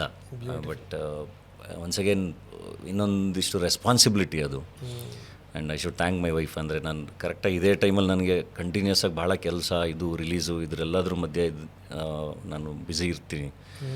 ಹೆಂಗಾದ್ರೂ ಮಾಡಿ ಸಂಜೆ ಬೇಗ ಮನೆಗೆ ಓಡೋಗಬೇಕು, ನಾನು ಟೈಮ್ ಸ್ಪೆಂಡ್ ಮಾಡಬೇಕು ಅಂತಲೇ ಒದ್ದಾಡ್ತಾ ಇರ್ತೀನಿ. ಸೊ ಇದ್ರ ಮಧ್ಯೆ ನಾನು ಎಷ್ಟೊಂದು ಸರಿ ಟೈಮ್ ಕೊಡೋಕ್ಕಾಗಲಿಲ್ಲ ಅಂದರೂ ಶಿ ಈಸ್ ಮ್ಯಾನೇಜಿಂಗ್ ಎವ್ರಿಥಿಂಗ್. ಅದಕ್ಕೆ ಭಾಳ ಖುಷಿ ಇದೆ ಆ್ಯಂಡ್ ಎಂಜಾಯ್ ಮಾಡ್ತಾ ಇದ್ದೀನಿ ಫೇಸ್ನ. ಆಮೇಲೆ ನಮಗೆ ಗೊತ್ತಿಲ್ಲದೇ ಇರುವಂಥ ಒಂದು ಡಿಸಿಪ್ಲಿನ್ ನಮಗೆ ಬಂದುಬಿಟ್ಟಿರುತ್ತೆ, ಗೊತ್ತಿರಲ್ಲ ನೋಡಿ. ತಕ್ಷಣಕ್ಕೆ ಮನೆಗೆ ಹೋಗೋದು ಅನ್ನೋದಾಗಿರ್ಬೋದು, ನಾವು ಟೈಮ್ ವೇಸ್ಟ್ ಮಾಡಬಾರ್ದು, ಈ ಟೈಮನ್ನು ಅಲ್ಲಿ ಕೊಡಬೇಕು ಅನ್ನೋಂಥದ್ದಾಗಿರ್ಬೋದು. ಇವೆಲ್ಲ ರೆಸ್ಪಾನ್ಸಿಬಿಲಿಟಿಗಳು, ಇದನ್ನು ಬೇರೆ ಯಾರು ಕಲಿಸ್ಲಿಕ್ಕೆ ಸಾಧ್ಯ ಇಲ್ಲ ನೋಡಿ. ನಿಮ್ಗೆ ಚಾನ್ಸೇ ಇಲ್ಲ. ಫ್ರೆಂಡ್ಸ್ ಹೇಳ್ತಿರ್ತಾರೆ, ಏನಪ್ಪ ಮದುವೆ ಆದಮೇಲೆ ಇಷ್ಟೊಂದು ಬದಲಾಗ್ಬಿಟ್ಟಿದೆಯಲ್ಲ ನೀನು, ನಾನು ಹೆಂಗಾದ್ರೂ ಮಾಡಿ ಓಡೋಬಿಡೋಣ ಮೊದಲೆಲ್ಲ ಆದರೆ ಆರಾಮಾಗಿರೋ ಟೈಮ್ ಇದೆಯಲ್ಲ, ಆರಾಮಾಗಿ ಪರವಾಗಿಲ್ಲ, ಇವತ್ತೊಂದು ದಿನ ಒಂದು ಪಾರ್ಟಿ ಮಾಡ್ಕೊಂಡು ಹೋಗೋಣ, ಹಿಂಗೆ ಯೋಚನೆ ಮಾಡ್ತಾ ಇರ್ತೀವಿ. ಇವಾಗ ಅದೆಲ್ಲದನ್ನು ಕಟ್ಟಾಗ್ತಾ ಹೋಗುತ್ತೆ. ಭಾಳ ಒಂದೊಳ್ಳೆ ಡಿಸಿಪ್ಲಿನ್ಗೆ ಬರ್ತೀವಿ. ಸೊ ಆ ಥರದ್ದು ಸೆಲೆಬ್ರೇಷನ್ಗಳು ಅಪರೂಪ ಆಗುತ್ತೆ, ಬೇರೆ ಸೆಲೆಬ್ರೇಷನ್ಗಳು ಶುರುವಾಗುತ್ತೆ. ಆಮೇಲೆ ಪ್ರತಿ ಕ್ಷಣವೂ ಸೆಲೆಬ್ರೇಷನ್, ಅದೊಂದು ನೋಡಿ ಹೆಂಗಿದೆ ಅಂತ. ಏನು ಅದ್ಭುತ ಅದು. ಆಮೇಲೆ ಬೇರೆದನ್ನಾದ್ರೂ ಕೆಲಸ ಮಾಡಿದ್ರೆ ಸುಸ್ತು ಅನಿಸುತ್ತೆ, ಇದು ಹಂಗನ್ಸಲ್ಲ. ಇದು ಏನೋ ಒಂದು ಆನಂದ. ಇದು ಒಂಥರ ನಮ್ಮ ಸ್ಟ್ರೆಸ್ ಕಳಿಯೋಕ್ಕೆ, ನಮ್ಮನ್ನು ಇನ್ನಷ್ಟು ಜೀವಂತಿಕೆಯಿಂದ ಇಡೋಕ್ಕೋಸ್ಕರ ಭಗವಂತ ಒಂದು ಜೀವ ಕಳಿಸ್ತಾನೆ ಅನ್ನೋ ಅಂತ ಅನಿಸ್ಬಿಡುತ್ತೆ. 100% ಅಲ್ವಾ? 100%. ನನ್ನ ಜೀವನದಲ್ಲೂ ಭಾಳ ಲೇಟಾಗಿ ನನ್ನ ಮಗಳು ಬಂದಳು, ಹಾಗಾಗಿ ಅದನ್ನೆಲ್ಲ ಅನುಭವಿಸ್ತಾ ಇದ್ದೀವಿ ನಾವು. ವಂಡರ್ಫುಲ್. ಇದೆಲ್ಲದರ ಜೊತೆಗೆ ಈಗ ನೋಡಿ, ತಾಯಿ, ಮಗು, ತಂದೆ, ಈ ಒಂದು ಜೀವನ ಒಂದು ಕಡೆಗೆ. ಇನ್ನೊಂದು ಏನಂದರೆ ನಿಮ್ಮ ಸಿನಿಮಾದಲ್ಲಿ ಇದೆಯಲ್ಲ, ಆ ತಾಯಿ ಎಲಿಮೆಂಟು, ಆ ಪ್ರೀತಿ ಎಲಿಮೆಂಟನ್ನು ಭಾಳ ಅದ್ಭುತವಾಗಿ ನೀವು ತೋರಿಸ್ತೀರಿ. ಪುಸ್ತಕ ಓದ್ತಿರ್ತೀರಲ್ವ ನೀವು? ಅದು ಇದು ಅಂದರೆ ಇವಾಗ ಒಂಚೂರು ಓದೋಕ್ಕೆ ಕಷ್ಟ ಆಗ್ತದೆ. ನಮ್ಮಮ್ಮ ಅಂದರೆ ನಂಗೆ ಇಷ್ಟ. ಆ ಪುಸ್ತಕ ಓದಿರ ನೀವು? ಹೊಸದೇಂದ್ರಂದು ನಮ್ಮಮ್ಮ ಅಂದರೆ ನಂಗೆ ಇಷ್ಟ, ಓದಿದ್ದೀನಿ. ಭಾಳ ಬ್ಯೂಟಿಫುಲ್. ಅವ್ರ ಅಮ್ಮನ ಬಗ್ಗೆ, ಅಮ್ಮನ ಮುಗ್ಧತೆ ಬಗ್ಗೆ, ಅವ್ರ ಅಮ್ಮನಿಗೆ ಏನೋ ಒಂದು ಸ್ಟೀಲ್ ಪಾತ್ರೆ ಕೊಡಿಸ್ಬೇಕು ಅಂತ ಹೋಗಿರ್ತಾರೆ. ಆ ಇಡೀ ಚೆನ್ನೈನ ಟಿ ನಗರದಲ್ಲಿ ಒಂದು ಶಾಪಿಗೆ ಕರ್ಕೊಂಡು ಹೋದಾಗ ಎಲ್ಲ ಬಿಂಬದಲ್ಲೂ ಅವ್ರ ಅಮ್ಮನ ಮುಖ ಕಂಡು ಅವ್ರ ಅಮ್ಮ ಪಡುವಂಥ ಆನಂದ ಭಾಳ ಬ್ಯೂಟಿಫುಲ್. ಆ ಪುಸ್ತಕ ಕಳಿಸ್ಕೊಡ್ತೀನಿ ಸರ್. ಇದೆಲ್ಲರ ಜೊತೆಗೆ ಇನ್ನೊಂದು ಒಳ್ಳೆ ಬುಕ್ ಕಳಿಸ್ತೀನಿ ನಾನು ನಿಮಗೆ, ಅಪ್ಪ ಅಂದರೆ ಆಕಾಶ. ಓದ್ತೀನಿ. ನನಗೇನಾಗಿ ಎಲ್ಲ ಕೆಲಸದ ಮಧ್ಯೆ ಇವಾಗ ರೀಡಿಂಗ್ ಒಂದು ಭಾಳ ಕಷ್ಟ ಆಗಿದೆ. ಬಟ್ ಡೆಫಿನೆಟ್ಲಿ ಎಸ್, ಯಾಕಂದರೆ ಇವೆರಡು ನಿಮಗೆ ನೋಡಿ. ಆಮೇಲೆ ಓದೇ ನಾವು ಅಮ್ಮನ ಬಗ್ಗೆ ಪ್ರೀತಿ ತೋರಿಸ್ಬೇಕು ಅಂತ, ಯಾಕಂದರೆ ನಿಮ್ಮ ಸಿನಿಮಾದಲ್ಲಿ ನೋಡ್ತೀನಿ ನಾನು, ಅದು ಹೆಂಗೆ ಆ ತಾಯಿ ಎಲಿಮೆಂಟನ್ನು ಅಷ್ಟು ಅದ್ಭುತವಾಗಿ ಜೋಡಿಸ್ತಿರಲ್ಲ ನೀವು. ಅಂದರೆ ನಾನು ಇದು ಐ ಥಿಂಕ್ ಆ ಕ್ರೆಡಿಟು ಡೈರೆಕ್ಟರ್ಗಳಿಗೆ ಸಲ್ಲಬೇಕು. ಅವರು ಆ ಎಮೋಷನ್ನ ಭಾಳ ಚೆನ್ನಾಗಿ ಬರೆದಿರ್ತಾರೆ ಸೀನ್ಗಳನ್ನೆಲ್ಲ. ಬಟ್ ಪರ್ಸ್ನಲಿ ತಾಯಿ ಅಂದರೆ ಎಲ್ರಿಗೂ ಅದೊಂದು ಎಮೋಷನ್ ಬೇರೆ ಇಲ್ಲ ಸರ್. ಅದು ನಮ್ಮ ಮನೆ ಎದುರುಗಡೆ ನಿಂತ್ಕೋಬೇಕು ಅಂತ ಅಲ್ಲ, ಯಾರೇ ತಾಯಿ ರೂಪದಲ್ಲಿ ನಿಂತ್ಕೊಂಡ್ರು ಆ ಅನುಭವನೇ ಬೇರೆ. ಈಗ ಚಾಮುಂಡೇಶ್ವರಿ ತಾಯಿ ಮುಂದೆ ನಿಂತ್ರೂ ಆ ಅನುಭವನೇ ಬೇರೆ. ಸೊ ಅಮ್ಮನ ಎಮೋಷನ್ ಅದು ಭಾಳ ದೊಡ್ಡದು. ಆ್ಯಂಡ್ ಐ ಥಿಂಕ್ ಅಂದರೆ ಈ ಸ್ವಲ್ಪ ನಾವು ಜಾಸ್ತಿ ಎಮೋಷನಲ್ ಆಗಿರ್ತೀವಲ್ಲ, ನಮ್ಗೆ ಅದು ಇನ್ನೂ ಬಹಳ ಕನೆಕ್ಟ್ ಆಗುತ್ತೆ, ಭಾಳ ಕಾಡುತ್ತೆ. ಹಂಗಾಗಿ ಆಮೇಲೆ ಎಲ್ಲಿಲ್ಲದ ಎಕ್ಸ್ಪ್ರೆಷನು ಅದೆಲ್ಲ ನಿಮಗೆ ನಿಮ್ಮ ಸೈಲೆನ್ಸಲ್ಲಿ ನೀವು ತೋರಿಸ್ಬಿಡ್ತೀರಿ. ಈಗ ನಿಮ್ಮ ಹಿಂದಿನ ಸಿನಿಮಾದಲ್ಲಿ ನೀವು ಬಸ್ಸಲ್ಲಿ ಬರ್ತಾ ಇರ್ತೀರಿ, ಸೊ ಅಮ್ಮನ ಮಾತುಗಳು ನೆನಪಾಗ್ತವೆ. ಅಲ್ಲೇನು ಮಾತು ಬ್ಯಾಕ್ಗ್ರೌಂಡಲ್ಲಿ ಕಳಿಸ್ತಿರುತ್ತೆ, ನೀವೇನು ಮಾತಾಡ್ತಿರಲ್ಲ, ಆದರೆ ಆ ಎಕ್ಸ್ಪ್ರೆಷನ್ ಇದೆಯಲ್ಲ, ಅದು ನಿಮ್ಮ ಕಣ್ಣಲ್ಲಿ ಹರಿಯುವಂಥ ನೀರು, ಅದು ತುಂಬ ಸಂದೇಶಗಳನ್ನು ಸಾರಿಬಿಡುತ್ತೆ ಅದು ಅಂತ. ಅದು ಎಕ್ಸ್ಪೀರಿಯನ್ಸ್ಗಳು ಒಳಗಡೆ ಇರ್ತಾವಲ್ಲ ಸರ್, ಅದು ಅಂದರೆ ಅದು ಆ್ಯಕ್ಟ್ರ್ಗಳಿಗಾಗಲಿ ರೈಟರ್ಗಳಿಗಾಗಲಿ ಎಲ್ರಿಗೂ ಅದು ಬಹಳ ಅಂದರೆ ಭಾಳ ಇಂಪಾರ್ಟೆಂಟ್ ಅನುಭವಗಳು. ಅದನ್ನ ಎಷ್ಟು ನಾವು ಹೀರ್ಕೊಂಡಿರ್ತೀವಿ ಅಂತ. ಸೊ ನಮಗೆ ಗೊತ್ತಿಲ್ಲದಲೇ ಇವಾಗ ಮಗು ಜೊತೆ ಈಗ ಆಗ್ತಿರೋದು ಅಥವಾ ಮಗು ಕೂಡ ಒಂದೊಂದು ಎಕ್ಸ್ಪ್ರೆಷನ್ನು ಇನ್ನೊಂದು ಮತ್ತೊಂದು ಎಲ್ಲ ಗೊತ್ತಿಲ್ಲದಲೇ ನಮ್ಗೆ ಒಳಗೆ ಹೋಗಿರುತ್ತೆ ಅದು ನೋಡ್ತಾ. ಸೊ ಹಾಗೆ ಎಕ್ಸ್ಪೀರಿಯೆನ್ಸ್ಗಳಿರುತ್ತೆ. ಅದು ಒಂದೊಂದು ಸಿಚುವೇಷನಲ್ಲಿ ಆ ಥರದ ಸೀನ್ಗಳು ಬಂದಾಗ ಅದು ಆಚೆ ಬರುತ್ತೆ. ಅಂದರೆ ಇವಾಗ ರತ್ನ ಪ್ರಪಂಚದಲ್ಲಿ ತಾಯಿ ತಿರ್ಕೊಂಡಿರ್ತಾರೆ, ಅದನ್ನು ನೆನೆಸ್ಕೊಂಡು ನಾನು ಅಳೋ ಸೀನ್ ಇದೆಯಲ್ಲ. ಸೊ ಇವಾಗ ನಮ್ಮ ತಾಯಿದು ಸಾಕು ತಾಯಿ ಒಬ್ಬರಿದ್ದರು, ಗೌರಜ್ಜಿ ಅಂತ. ಅಂದರೆ ಈಗ ನಮ್ಮ ಮನೆಯಲ್ಲಿ ನಮ್ಮ ಅಜ್ಜಿ ತಾತಂದ್ರಗಳು ಎಲ್ಲ ತೀರ್ಕೊಂಡಾಗ ನಾವು ಬೆಂಗಳೂರಿಂದ ಊರಿಗೆ ಹೋಗ್ಬೇಕಾದ್ರೆ ಅಂದರೆ ಒಂದು ಸರಿ ಹತ್ತಿರ್ತೀವಿ, ಮತ್ತೆ ಏನೋ ಯೋಚನೆ ಮಾಡ್ಕೊಂಡು ಹೋಗ್ತಿರ್ತೀವಿ, ಬಟ್ ಮತ್ತೆ ಸಡನ್ನಾಗಿ ಏನೋ ನೆನಪಾಗಿ ಮತ್ತೆ ಒಂದು ಅಳು ಬರುತ್ತೆ. ಹಾಂ. ಸೊ ನಂಗೆ ರತ್ನ ಪ್ರಪಂಚದಲ್ಲಿ ಆ ಬಸ್ಸಲ್ಲಿ ಆ ಎಕ್ಸ್ಪ್ರೆಷನ್ ಬಂದಿದ್ದು ಹಾಗೇನೆ. ಅದು ಆ ಥರದ್ದು ಹಂಗೆ ಕೂತಿರುತ್ತೆ. ಅದು ಮತ್ತೆ ಅದು ಯಾವುದೋ ಒಂದು ಸೀನಲ್ಲಿ ಸಿಚುವೇಷನಲ್ಲಿ ಆಚೆ ಬರುತ್ತೆ. ಅದು ಫ್ಯಾಂಟಾಸ್ಟಿಕ್. ಈ ಪ್ರಾಮಿಸ್ ಇದೆಯಲ್ಲ, ಈ ಹೆಂಗೆ ಕಾನ್ಸೆಪ್ಟ್ ಬಂದಿದೆ ನಿಮಗೆ, ಮದರ್ ಪ್ರಾಮಿಸ್ನ? ನಮ್ಮ ಪೂರ್ಣ ಅಂತ ಸರ್, ಪೂರ್ಣಚಂದ್ರ ಡೈರೆಕ್ಟ್ರು, ಆಲ್ಮೋಸ್ಟ್ ಒಂದು 15 ವರ್ಷದಿಂದ ಇಂಡಸ್ಟ್ರಿಯಲ್ ಆ್ಯಕ್ಟ್ರಾಗಿ ಭಾಳ ಕಷ್ಟಪಟ್ಟು ಎಲ್ಲ. ಅಂದರೆ ನಾವು ರೂಮೇಟ್ಸ್, ನಾವೊಂದು ನಾನು ಪೂರ್ಣ ನಾಗಭೂಷಣ ಹಿಂಗೆ ನಮ್ಮ ಇಡೀ ಮೈಸೂರಿಂದ ನಾವು ಒಟ್ಟಿಗೆ ಬಂದವರು. ನಾವೊಂದು 2003ರಿಂದ ಒಂದು 23-24 ವರ್ಷದಿಂದ ಫ್ರೆಂಡ್ಸು ಎಲ್ಲರೂ. ಸೊ ಅವರು ಆ್ಯಕ್ಟ್ರಾಗಿ ನನ್ನ ಜೊತೆನೇ ಜರ್ನಿ ಮಾಡ್ತಾಯಿದ್ರು. ಅವನು ಮಧ್ಯ ಇಲ್ಲಿ ಸೈಕಲ್ ಹೊಡೆದು ಎಲ್ಲ ಸುಸ್ತಾಗಿ ನಾನೊಂದು ಸ್ಕ್ರಿಪ್ಟ್ ಬರಿತಾ ಇದ್ದೀನಿ, ಸೊ ಅದು ಒಂದು ಸರಿ ಓದು, ನಿನಗೆ ಇಷ್ಟ ಆದರೆ ಏನನ್ಸುತ್ತೆ ನೋಡು, ಮಾಡ್ಬೋದಾ ಅಂತ ಹಿಂಗೆ ಹೇಳಿದ್ದ. ಒಪಿನಿಯನ್ ಹೇಳು ಅಂತ. ನಾನು ಓದ್ತೀನಿ ಅಂತ ಹೇಳಿ ನಾನು ನಂದೇ ಬ್ಯುಸಿಲಿದ್ದೆ. ಯಾವತ್ತೋ ಒಂದಿನ ಎಪ್ಪಣ್ಣ ಅದು ಸ್ಕ್ರಿಪ್ಟ್ ಒಂದಲ್ಲ ಅಂತ, ಅದೇ ನಿನ್ಗೆ ಆವಾಗಲೇ ಹೇಳಿದೆ, 6 ತಿಂಗಳಾಯಿತು ಅಲ್ಲೇ ಬಿದ್ದಿದೆ ನೋಡು, ನೀನು ಓದಿಲ್ಲ ಅಂತ ಹೇಳ್ಬಿಟ್ಟು ಹೊರಟೋದ ಅವನು. ನಾನು ಯಾಕೆ ಎಲ್ಲ ಕತೆಗಳೆಲ್ಲ ಎಲ್ಲೆಲ್ಲೋ ಕೇಳ್ತಿರ್ತೀನಿ, ಮನೇಲಿರೋ ಸ್ಕ್ರಿಪ್ಟ್ ಓದಿಲ್ವಲ್ಲ ಅಂತ ಬೇಜಾರಾಗೋಯ್ತು. ಆ ಕುತ್ಕೊಂಡು ಓದೋಕ್ಕೆ ಶುರು ಮಾಡಿದೆ. ಅಲ್ಲಿ ಅವನು mother promise father of all promises ಅಂತ ಬರೆದಿದ್ದ. ನಾನು ಈ ಟೈಟ್ಲು ಅದಾದಮೇಲೆ ಓದೋಕ್ಕೆ ಶುರು ಮಾಡಿದೆ. ಪ್ರತಿಯೊಂದು ಪಾತ್ರಗಳನ್ನೂ ಬಹಳ ಎಂಜಾಯ್ ಮಾಡೋಕ್ಕೆ ಶುರು ಮಾಡಿದೆ. ಅಂದರೆ ಒಂದು ನಮ್ಮ ಬೆಂಗಳೂರೇ, ಬಟ್ ಅವನೊಂದು ಬೇರೆ ಬೆಂಗಳೂರು, ಒಂದು ಕಾಲ್ಪನಿಕ ಬೆಂಗಳೂರಲ್ಲಿ ಬೀಚ್ ಇಟ್ಟಿದ್ದಾನೆ, ಬೆಂಗಳೂರಲ್ಲಿ ಸಿಗೋ ಪಾತ್ರಗಳೇ, ಬೆಂಗಳೂರಲ್ಲಿ ಸಿಗೋ ಅಂಡರ್ವರ್ಲ್ಡ್ ಇದೇನೆ. ಬಟ್ ಆ ಗ್ಯಾಂಗ್ಸ್ಟರ್ ಕಾಮಿಡಿನ ಎಷ್ಟು ಚೆನ್ನಾಗಿ ಬರೆದಿದ್ದು ಅಂದರೆ ಕ್ಲೈಮ್ಯಾಕ್ಸ್ ಬಿಟ್ಟು ಇನ್ನೆಲ್ಲದೂ ಬರೆದ್ಬಿಟ್ಟಿದ್ರು. ನಾನು ಅದು ನೋಡಿ ಸಖತ್ತು ಎಂಜಾಯ್ ಮಾಡಿ, ಇಲ್ಲ ಇದನ್ನು ಮಾಡಬೇಕು, ಕ್ಲೈಮ್ಯಾಕ್ಸ್ ಒಂದು ಬರೀರಿ ಅಂತಂದೆ. ಅದಾದಮೇಲೆ ಕ್ಲೈಮ್ಯಾಕ್ಸು ಬರೆದ್ರು ನಂಗೆ ಇನ್ನೂ ಖುಷಿಯಾಗೋಯ್ತು. ಇಲ್ಲ ಇದು ಮಾಡೋಣ, ಸಖತ್ತಾಗಿದೆ. ಆ್ಯಂಡ್ ಎಲ್ಲ ಹೊಸಬ್ರನ್ನೇ ಇಟ್ಕೊಂಡು ಮಾಡೋದು ಅಂತಾಯಿತು. ಸೊ ಪ್ರತಿಯೊಬ್ಬರನ್ನು ಆಡಿಷನ್ ಮಾಡಿ ಆಲ್ಮೋಸ್ಟ್ 36 ಜನ ಕಲಾವಿದರಿದ್ದಾರೆ. ಅದರಲ್ಲಿ most of them new comers ಇದ್ದಾರೆ. ಎಲ್ಲರೂ ಒಬ್ರಿಗಿಂತ ಒಬ್ಬರು ಚೆನ್ನಾಗಿ ಕಾಂಪೀಟ್ ಮಾಡಿದ್ದಾರೆ. ಮದರ್ ಪ್ರಾಮಿಸ್ ಅಂದರೆ ಈಗ ನಾವು ಯಾವ ಆಣೆನ ಬೇಕಾದರೂ ಸುಳ್ಳು ಹೇಳ್ಬಿಡ್ತೀವಿ. ಒಂದೊಂದು ಸರಿ ದೇವರಾಣೆ ಹಾಕ್ಬಿಟ್ರು ಸುಳ್ಳು ಹೇಳ್ಬಿಟ್ಟಿರ್ತೀವಿ. ಎಷ್ಟೊಂದು ಸರಿ ಫ್ರೆಂಡ್ಸ್ ಮಧ್ಯೆ ಎಲ್ಲ ಗುರು ದೇವರಾಣೆಗೂ ಇಲ್ಲ ಗುರು ಅಂದರೆ ತಾಯಣೆ ಹಾಕು ಅಂದರೆ ಎಷ್ಟೊಂದು ಸುಮ್ಮನಾಗ್ಬಿಟ್ಟಿರ್ತಾರೆ. ಹಂಗೇನೆ ಎಲ್ಲರೂ ತಾಯಣೆ ಹಾಕೋಕ್ಕೆ ಭಯ ಬೀಳ್ತಾರೆ, ತಾಯಣೆ ಹಾಕಿದ್ರೆ ಬ್ರೇಕ್ ಮಾಡೋಕ್ಕೆ ಭಯ ಬೀಳ್ತಾರೆ. ಸೊ ಅಷ್ಟು ಸ್ಟ್ರಾಂಗ್ ಅದು ಅಂತ. ಸೊ ಹಂಗಾಗಿ ಮದರ್ ಪ್ರಾಮಿಸ್ ಅಂತ. ಆಮೇಲೆ ಅಲ್ಲಿ ಆ ಕಥೆ ಇದೆಯಲ್ಲ, ಅದು ಈ ಚೌಕಟ್ಟಿಗೆ ಮೀರಿದ್ದು. ಒಂದು ಸಿನಿಮಾ ಕಥೆ ಹಿಂಗೆ ಇರಬೇಕು ಅನ್ನೋದಕ್ಕಿದೆಯಲ್ಲ, ಫಸ್ಟು ಅದನ್ನು ಮೀರಿರೋದು ನಂಬರ್ 1. ಮೀರಿದರೂ ಕೂಡ ಮತ್ತೆ ಅದೇ ವ್ಯಾಪ್ತಿಗೆ ಬರೋದು ಅದು. ನಾನು ಓವರಾಲ್ ನನ್ನ ವಿಶ್ಲೇಷಣೆ ಅದನ್ನೇ. ಎಲ್ಲಿಗೆ ಹೋಗ್ತಾ ಇದೆ ಇದು? ಒಬ್ಬೊಬ್ಬರದ್ದು ಒಂದೊಂದು ಆಟಗಳು, ಆಟ ಟೋಪುಗಳು. ಅವನು ನೋಡಿದ್ರೆ ಇನ್ನೊಬ್ಬ ವ್ಯಕ್ತಿ ಮಾತೆತ್ತರೆ ಕಡಿಯೋದೇ ಕೆಲಸ, ಬೆರಳನ್ನೇ ಕಡಿಯೋದು, ಕೈನೇ ಕಡಿಯೋದು ಅಂಥದ್ದು. ಸೊ ಇನ್ನೊಬ್ಬರು ನಿಮ್ಮ ಪಾತ್ರದ್ದು ಅದ್ರದ್ದು ಒಂಥರ ದಾಡಸಿತನ, ಅಷ್ಟೇ ಭಾವುಕತನ, ಅದು ಅಮ್ಮ ಕೊಟ್ಟಂಥ ಬೈಕ್ನ ಹುಡ್ಕೊಂಡು ಹೋಗೋಂಥ ಇದು ಅದೆಲ್ಲ ಅದೊಂದು ಕಡೆಗೆ ಇನ್ನೊಂದು ಥರ. ಆ ಟೀಚರ್ ಮಗ ನೋಡಿದ್ರೆ ಟೀಚರ್ ನನ್ನ ಮಗ ಅಂತ ಹೇಳ್ಕೊಳ್ಳೋಕ್ಕೆ ಸಾಧ್ಯ ಇಲ್ಲ ಅಂತಹ ಡೈರೆಕ್ಟ್ರು. ಆದರೆ ಹೆಂಗೆ ಅಂದ್ರೆ ಅವರೆಲ್ಲರೂ ಕೂಡ ಮತ್ತೆ ವಾಪಸ್ ಮಾತೃ ಕೇಂದ್ರಕ್ಕೆ ಬರೋದಿದೆಯಲ್ಲ, ಅದು ಆ ಪಾಯಿಂಟಿಗೆ ಬರೋದಿದೆಯಲ್ಲ, ಬ್ಯೂಟಿಫುಲ್. Thank you sir. ನನಗೂ ಮೋಸ್ಟ್ ಫೇವ್ರೇಟ್ ಅಂದ್ರೆ ಕ್ಲೈಮ್ಯಾಕ್ಸ್. ಅಂದರೆ ಇವತ್ತಿಗೂ ನಾವೇನಾದ್ರು ಮೇಸ್ಟ್ರುಗಳು ನಮ್ಮ ಮುಂದೆ ಬಂದು ನಿಂತ್ಕೊಂಡ್ಬಿಟ್ರೆ ಟಕ್ಕಂತ ಸರ್, ಈಗ ನಮ್ಮ ರಂಗಭೂಮಿ ಗುರುಗಳು ಬಂದರೆ ಅಥವಾ ಯಾರೇ ಬಂದ್ರೂ ನಮಗೊಂದು ಭಯನೇ ಬೇರೆ ಇರುತ್ತೆ. ನಾವು ಎಷ್ಟೇ ದೊಡ್ಡವರಾಗ್ಬೋದು, ಎಷ್ಟೇ ಏಜ್ ಆಗ್ಬೋದು, ಇದು ಎಲ್ಲ. ಸೊ ನನಗದು ಬಹಳ ಇಷ್ಟ. ಆ್ಯಂಡ್ ಅವರು ಸಿನಿಮಾ ಎಂಡ್ ಮಾಡಿರೋ ರೀತಿ ಇದೆಯಲ್ಲ, ವರ್ಲ್ಡ್ ನೀಡ್ಸ್ ಗುಡ್ ಟೀಚರ್ಸ್ ಅಂತ, ಅದು ಭಾಳ ಇಷ್ಟ. ಸೊ ಅದು ಇವತ್ತಿಗೆ ಬಹಳ ಚೆನ್ನಾಗಿದೆ ಅಂತ ಅನ್ನಿಸ್ತು ನನಗೆ. ಹೌದು. ಸೊ ಇದೆಲ್ಲದರ ಜೊತೆಗೇನು ಅಂದರೆ ಸಣ್ಣ ಸಣ್ಣ ಪಾತ್ರಗಳು ಕೂಡ ಮನಸ್ಸಲ್ಲಿ ಉಳಿಯೋಂಗೆ ಯಾವ ಸಿನಿಮಾ ಬರುತ್ತಲ್ಲ ಸರ್, ಆ ಸಿನಿಮಾ ಆಳಕ್ಕೆ ಇಳಿದಿದೆ ಅಂತ ಅರ್ಥ. ಈಗ ಒಂದು ಎಕ್ಸಾಂಪಲ್ ಏನು ಅಂತಂದರೆ, ಈಗ ರಿಷಬ್ ಶೆಟ್ಟಿಯವರ ಕಾಂತಾರದಲ್ಲಿ ನೀವು ಈ ಸಣ್ಣ ಸಣ್ಣ ಪಾತ್ರಗಳು ಕೂಡ ನಮಗೆ ನೆನಪಾಗ್ಬಿಡ್ತೇವೆ ಅಂತ, ಅವ್ರು ನೋಡಿದ ತಕ್ಷಣ ನೆನಪಾಗುತ್ತೆ. ಹೌದು. ಈ ಮೊನ್ನೆ ರಿಷಬ್ ಶೆಟ್ಟಿ ಬರ್ಡೇ ಹೋಗಿದೆ, ಹಿಂದ್ಗಡೆ ಒಬ್ಬರು ವ್ಯಕ್ತಿ ಬಂದ್ಕೊಂಡ್ರು, ಅಲ್ಲಿ ನೋಡಿ ರವಿ ಅಣ್ಣ ಅಂತ ನಾವೆಲ್ಲ ಮಾತಾಡ್ತಿದ್ದೀನೋ ಅಂದ್ರೆ ಅವ್ರ ಹೆಸರೇನೋ ಭಾವ ಅಂತ ಯಾರನ್ನೋ ಇನ್ನೊಬ್ಬ ಕರೆದ್ಬಿಡೋದು, ಸೂಫ್ರಮ್ಸೋದು. ಸೊ ಈ ಥರದ್ದು ಈ ಸಣ್ಣ ಸಣ್ಣ ಪಾತ್ರಗಳು ಇಲ್ಲಿ ನಿಮ್ಮ ಸಿನಿಮಾದಲ್ಲಿ ಕೂಡ ಹಾಗೆ ಅನ್ನಿಸ್ತು ನನಗೆ. ಸಣ್ಣ ಸಣ್ಣ ಪಾತ್ರಗಳು ಕೂಡ ನೀವೇನು ಅಂದರೆ ಉತ್ತರ ಕರ್ನಾಟಕದವರನ್ನೇ 3 ಜನರನ್ನು ಹಾಕಿ ಅವರಲ್ಲೇ ನೀವು ಆಟ ಆಡಿಸೋದು, ಅವರಲ್ಲೇ ನೀವು ಬೈಸೋದು, ಅವರಲ್ಲೇ ಎಣ್ಣೆ ಹೊಡೆಸೋದು, ಅವರವರೇ ಜಗಳ ಮಾಡೋದು, ಮತ್ತು ಅವರವರೇ ಒಂದಾಗೋದು, ಭಾಳ ಚೆನ್ನಾಗಿದೆ ಅದು. ಇಲ್ಲ, ಅದೊಂದು ಭಾಳ ಚೆನ್ನಾಗಿ. ಅಂದರೆ ಬೆಂಗಳೂರು ಅಂತ ಬಂದರೆ ಎಲ್ಲರೂ ಇರ್ತಾರಲ್ಲ. ಸೊ ಇವರು ಪ್ರಾಪರ್ ಬೀದರ್ ಆರ್ಟಿಸ್ಟ್. ಅವರು ಕ್ಯಾಬ್ ಡ್ರೈವರ್ ಪಾತ್ರ ಮಾಡಿರೋದು ಮನು ಅಂತ. ಎಷ್ಟೊಂದು ಸರಿ ಅವರು ಮನುದು ಡೈಲಾಗ್ಗಳು ನಮಗೆ ಸಡನ್ನಾಗಿ ಅರ್ಥನೇ ಆಗಲ್ಲ, ಬೀದರ್ ಭಾಷೆ.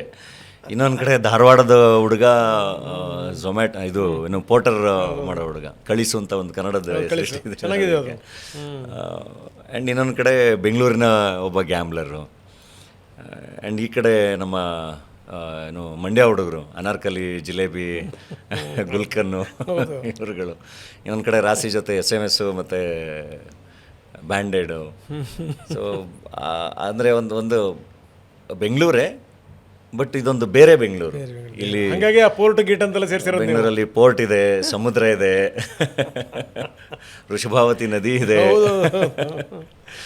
ಭಾಳ ನನಗೆ ಯಾಕದು ಕನೆಕ್ಟ್ ಆಯಿತು ಅಂತಂದರೆ, ಈ ಕೆಲವು ಸಂದರ್ಭಗಳಲ್ಲಿ ನಾವು ಟ್ಯಾಕ್ಸಿಯಲ್ಲಿ ಹೋಗ್ತಾ ಇರ್ತೀವಿ, ಈ ಉತ್ತರ ಕರ್ನಾಟಕದ ಹುಡುಗರು ಕೂತ್ಕೊಂಡ ತಕ್ಷಣ ನನಗೆ ಒಂದು ಅನ್ಸೋದು ಏನು ಅಂತಂದರೆ, ಆರಂಭದ ಪಾಯಿಂಟಿಂದ ಸರ್ ನಮ್ಮನ್ನು ಬಿಡೋ ತನಕ ಮಾತಾಡ್ತಿರ್ತಾರೆ ಅವ್ರು ಬೇರೆ ಹತ್ರ ಅಂತ.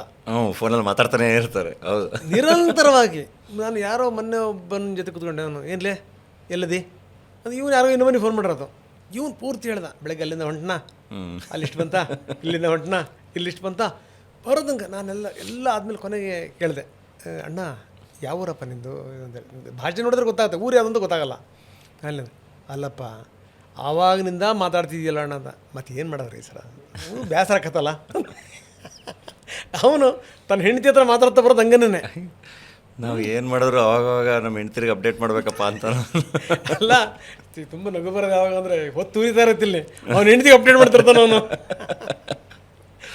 ಇವು ಈ ಥರ ಸಣ್ಣ ಪುಟ್ಟ ಸಂಗತಿಗಳಿದಾವಲ್ಲ ಭಾಳ ಕನೆಕ್ಟ್ ಆಗ್ತವೆ. ಈ ಸಿನಿಮಾದ ಮಜಾನೇ ಅದು. ಅಂದರೆ ಪ್ರೇಕ್ಷಕರು ನೋಡ್ಕೊಂಡು ಹೋದ್ಮೇಲೂ ಆ ಪಾತ್ರಗಳು ಬೇರೆ ಬೇರೆ ಜೋಕ್ಗಳನ್ನ ನೆನೆಸ್ಕೊಂಡು ನಗ್ತಾನೆ ಇದ್ದಾರೆ. ಈ ಸಿನಿಮಾ ನೋಡಿರೋರು ಸಿಕ್ಕಿದಾಗೆಲ್ಲ ಒಂದೊಂದೇ ಒಬ್ಬೊಬ್ಬರು ಒಂದೊಂದು ಪಾತ್ರನೇ. ಒಬ್ಬರು ಬೀದರ್ದು ಆ ಕ್ಯಾಬ್ ಡ್ರೈವರ್ ಎಷ್ಟು ಚೆನ್ನಾಗಿ ಮಾಡಿದ್ದಾನೆ ಅಂತ. ಇನ್ನೊಬ್ಬರು ಬಂದರೆ ನಮ್ಮ ಯಶವಂತ್ ಶೆಟ್ಟಿ, ಆ ಮಂಡ್ಯ ಹುಡುಗರಿದಾರಲ್ಲ, ಆ 3 ಜನ ಎಲ್ಲ ಅಂದರೆ ಒಬ್ಬೊಬ್ರು ಒಂದೊಂದು ಪಾತ್ರಗಳಿಗೆ ಭಾಳ ಚೆನ್ನಾಗಿ ಕನೆಕ್ಟಾಗಿ ಎಂಜಾಯ್ ಮಾಡ್ತಾಯಿದ್ದಾರೆ. ಸೊ ಅದಕ್ಕೆ ನಾನು ಹೇಳ್ತಾಯಿದ್ದೆ, ಈ ಸಿನಿಮಾದಲ್ಲಿ ನಾನೇನಿದ್ರು ಒಂದು ಟ್ರ್ಯಾಕ್ ಅಷ್ಟೇ, ಎಲ್ಲ ಆರ್ಟಿಸ್ಟ್ಗಳು ಅಷ್ಟು ಚೆನ್ನಾಗಿ ಓಡಿದ್ದಾರೆ ಸಖತ್ತಾಗಿ, ಒಬ್ರಿಗಿಂತ ಒಬ್ಬರು ಸಖತ್ತಾಗಿ ಪರ್ಫಾರ್ಮ್ ಮಾಡಿದ್ದಾರೆ ಅಂತ. ಸೊ ನನಗನ್ನಿಸ್ತು ಇದಕ್ಕಿಂತ ಒಂದು ಸ್ವಲ್ಪ ಜಾಸ್ತಿ ಸೋಷಿಯಲ್ ಮೀಡಿಯಾದಲ್ಲಿ ಅಲ್ಲೆಲ್ಲ ಇನ್ನೂ ಸ್ವಲ್ಪ ಜಾಸ್ತಿ ಓಡಬೇಕಾಗಿತ್ತು ಇದು ಅಂತ ಹೇಳಿ ಅಂತ. ಯಾಕಂದರೆ ಇದನ್ನು ಸಿನಿಮಾ ಥರ ನೋಡಬೇಡಿ, ಇದೊಂದು ನಿಮ್ಮ ಲೈಫಿನ ಭಾಗ. ಜೊತೆಗೇನೆಂದರೆ ಈಗ ಯಾರಾದರೂ ನೋಡಿ ಸರ್, ಈಗ ನಿಮ್ಗೆ ಯಾರೋ ಫ್ರೆಂಡ್ ಇರ್ತಾನೆ ಅಂದರೆ ನಾನು ಉತ್ತರ ಕರ್ನಾಟಕದನೋ ಅಥವಾ ಯಾಕಡೆ ಮಂಡ್ಯ ಭಾಗದನೋ, ಈಗ ನಮಗೆ ಫ್ರೆಂಡ್ಸ್ಗಳಿರ್ತಾರೆ, ಯಾರಾದರೂ ಒಬ್ಬರಿಂದ ಈ ಸಿನಿಮಾ ಕನೆಕ್ಟ್ ಆಗ್ಬಿಡುತ್ತೆ ಅಂತ. ಹೌದು. ಸೊ ಆ ಥರ ಸೊ ಇನ್ನು ಸ್ವಲ್ಪ ಹೆಚ್ಚು ಓಡಬೇಕಾಗಿತ್ತೇನೋ ಅಂತ ಅನಿಸ್ತು ನನಗೆ. ಹೌದು. ಒಂದು ಸಖತ್ ಬ್ರೈನ್ಲೆಸ್ ಕಾಮಿಡಿ, ಅದೊಂದು ಅದು ಹೋಗಬೇಕು. ಆ್ಯಂಡ್ ಜೊತೆಗೆಲ್ಲ ಗುಂಪಲ್ಲಿ ಥಿಯೇಟ್ರಲ್ಲಿ ಕೂತ್ಕೊಂಡು ನೋಡಿದಾಗ ಅದ್ರ ಮಜಾ ಬೇರೆ. ಒಬ್ಬರೇ ಗುಂಪಲ್ಲಿ ಥಿಯೇಟ್ರಲ್ಲಿ ಕೂತ್ಕೊಂಡು ನೋಡೋ ಮಜಾ ಮಾಡೋ ಸಿನಿಮಾ ಇದು. ಆ್ಯಂಡ್ ನನಗೆ ಆ್ಯಕ್ಚುಲಿ ಬೆಳಗ್ಗೆ ಅಂದರೆ ನಾವು ಸೋಮವಾರದಿಂದ ಪೇಡ್ ಪ್ರೀಮಿಯರ್ಸ್ ಮಾಡ್ಕೊಂಬಂದ್ವಿ. ಅಂದರೆ ಬೆಂಗಳೂರಲ್ಲಿ 2 ಶೋ, ಮಂಗಳೂರಲ್ಲಿ 1 ಶೋ, ಶಿವಮೊಗ್ಗದಲ್ಲಿ 2 ಶೋ, ಕೊನೆಗೆ ಬಂದು ಗುರುವಾರ ಮೈಸೂರಲ್ಲಿ ಶೋ. ಸೊ ಆಲ್ಮೋಸ್ಟು ಗುರುವಾರದವರೆಗೂ ಬೆಂಗಳೂರು, ಮೈಸೂರು, ಮಂಗಳೂರು, ಶಿವಮೊಗ್ಗ ಎಲ್ಲ ಸೇರಿ ಆಲ್ಮೋಸ್ಟ್ ಒಂದು 27 ಶೋ ಆಡಿಯನ್ಸು ಭಾಳ ಚೆನ್ನಾಗಿ ಬಂದು ಎಲ್ಲ ಎಂಜಾಯ್ ಮಾಡಿದರು. ಸೊ ನಂಗೆ ಅದು ಭಾಳ ಕಾನ್ಫಿಡೆನ್ಸು, ಭಾಳ ಖುಷಿ ಕೊಟ್ಟಿತ್ತು. ಅದಾದಮೇಲೆ ಫ್ರೈಡೇ ಬೆಳಗ್ಗೆ ಒಂದು ಸ್ವಲ್ಪ ಬೆಳಗ್ಗೆ ಮಧ್ಯಾಹ್ನ ಇದು ಎಲ್ಲ ಸ್ವಲ್ಪ ಟೆನ್ಷನ್ ಆಗೋಕ್ಕೆ ಶುರುವಾಯಿತು. ಅಯ್ಯೋ ಇಷ್ಟು ಪ್ರಮೋಷನ್ ಮಾಡಿ ಇದು. ಆ್ಯಂಡ್ ನೋಡಿರೋರು ಎಲ್ಲರೂ ಸಖತ್ ರಿಪೋರ್ಟ್ಸು, ಸಖತ್ ರಿವ್ಯೂಸ್ ಎಲ್ಲ ಕೊಡ್ತಾಯಿದ್ರು. ಬಟ್ ನೆನ್ನೆ ಸಂಜೆಯಿಂದ ಒಂದು ಸ್ವಲ್ಪ ಏನು ಬುಕ್ ಮೈ ಶೋಲ್ಲಿ ಟ್ರೆಂಡಿಂಗ್ ಶುರುವಾಯಿತು. ಬಟ್ ಥಿಯೇಟ್ರಿಗೆ ಹೋದರೆ ಭಾಳ ಖುಷಿ ಆಗ್ತಾಯಿದೆ. ಅಂದರೆ ಎಲ್ಲ ನಗು ಭಾಳ ಅದ್ಭುತವಾಗಿ ಕೇಳಿಸ್ತಾ ಇದೆ. ಬಟ್ ಅದು ಇನ್ನೂ ಚೆನ್ನಾಗಿ ಸ್ಪ್ರೆಡ್ ಆಗಬೇಕು ಅಂತ ಆಗಬೇಕಂದ್ರೆ ನಾನು ಹೇಳ್ತಿರೋದು ಬರೀ ಬೆಂಗಳೂರು, ಮೈಸೂರು, ಶಿವಮೊಗ್ಗ, ದಾವಣಗೆರೆ ಈ ಥರ ಸಿಟಿಗಳಲ್ಲಿ ಅಷ್ಟೇ ಅಲ್ಲದೆ ಈ ತಾಲೂಕು ಪ್ಲೇಸಸ್ಗಳಿಗೂ ಇದು ಭಾಳ ಚೆನ್ನಾಗಿ ಹೋಗಬೇಕು. ಆ್ಯಂಡ್ ಇದು ಪಕ್ಕಾ ಯಂಗ್ಸ್ಟರ್ಸ್ಗೆ, ಹುಡುಗರುಗಳಿಗೆಲ್ಲ ಭಾಳ ಬ್ಯೂಟಿಫುಲ್ ಸಿನಿಮಾ.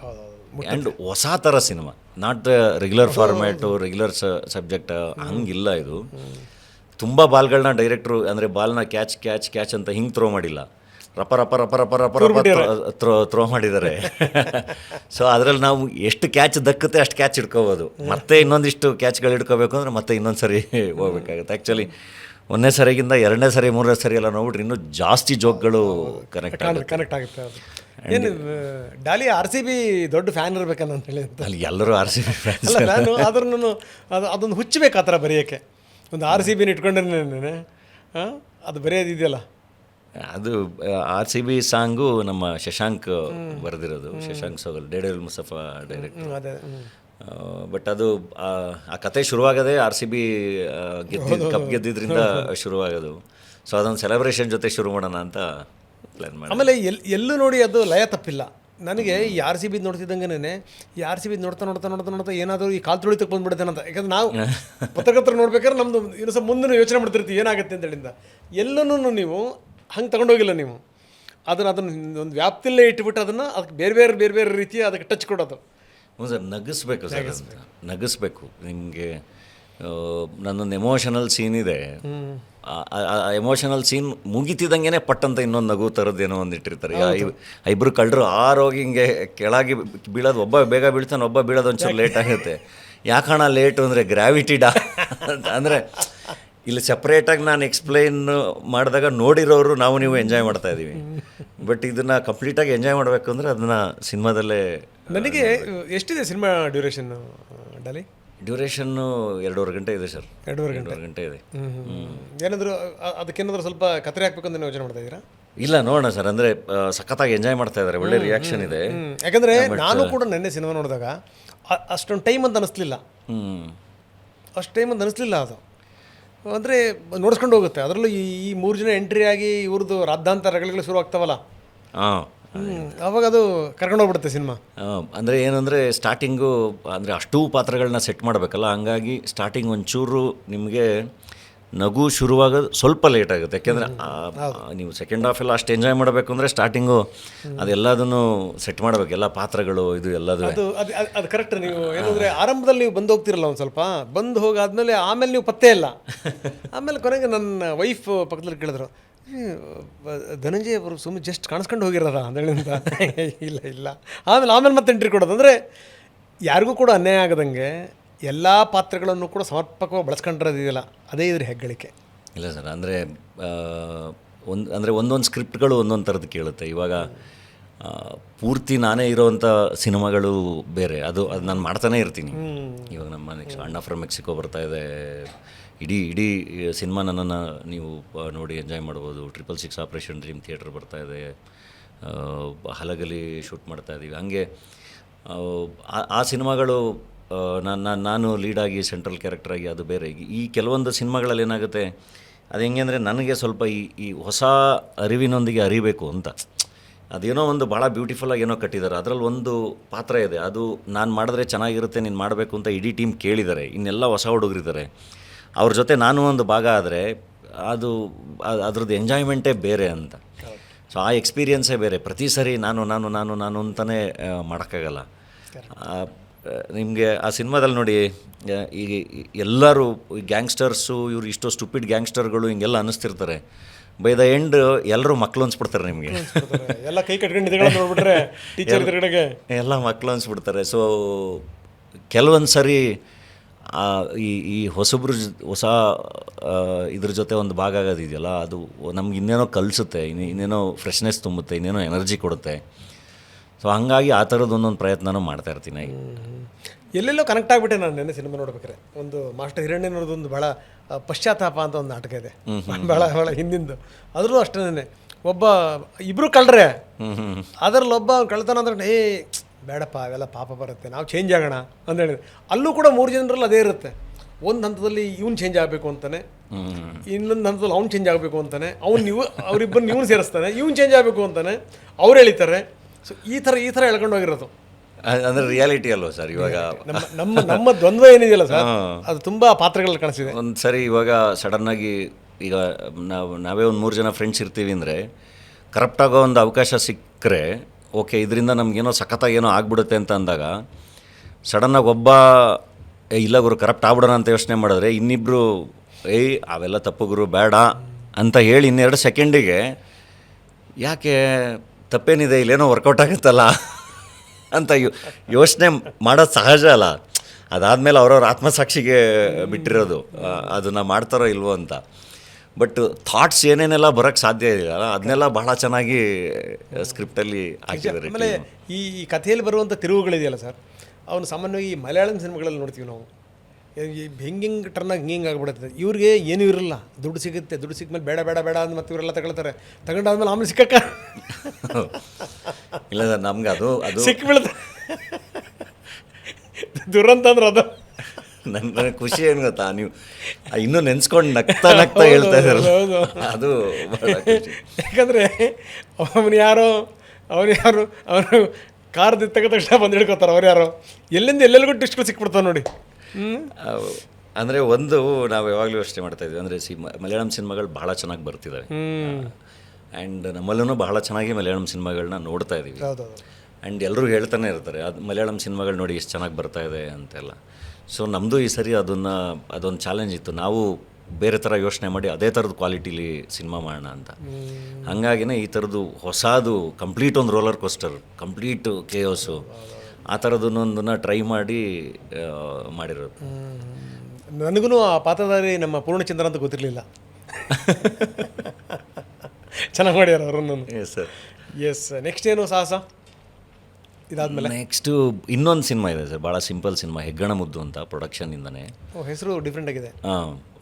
ಹೆತ್ತವ್ರಿಗೆ ಹೆಗ್ಗಣ ಮುದ್ದು ಅಂತ. ಆ್ಯಕ್ಚುಲಿ ಅದು ಹೆತ್ತವ್ರಿಗೆ ಹೆಗ್ಗಣ ಮುದ್ದು ಇಸ್ದಾಗ ಅದೇ, ಬಟ್ ಈ ಹೆಗ್ಗಣ ಮುದ್ದು ಏನು ಅಂದರೆ ಈ ಗಂಡ ಹೆಂಡ್ತಿದ್ದು ಮುದ್ದು ಇರುತ್ತಲ್ಲ, ಅದನ್ನ ಇಟ್ಕೊಂಡು ಮಾಡಿರೋದು.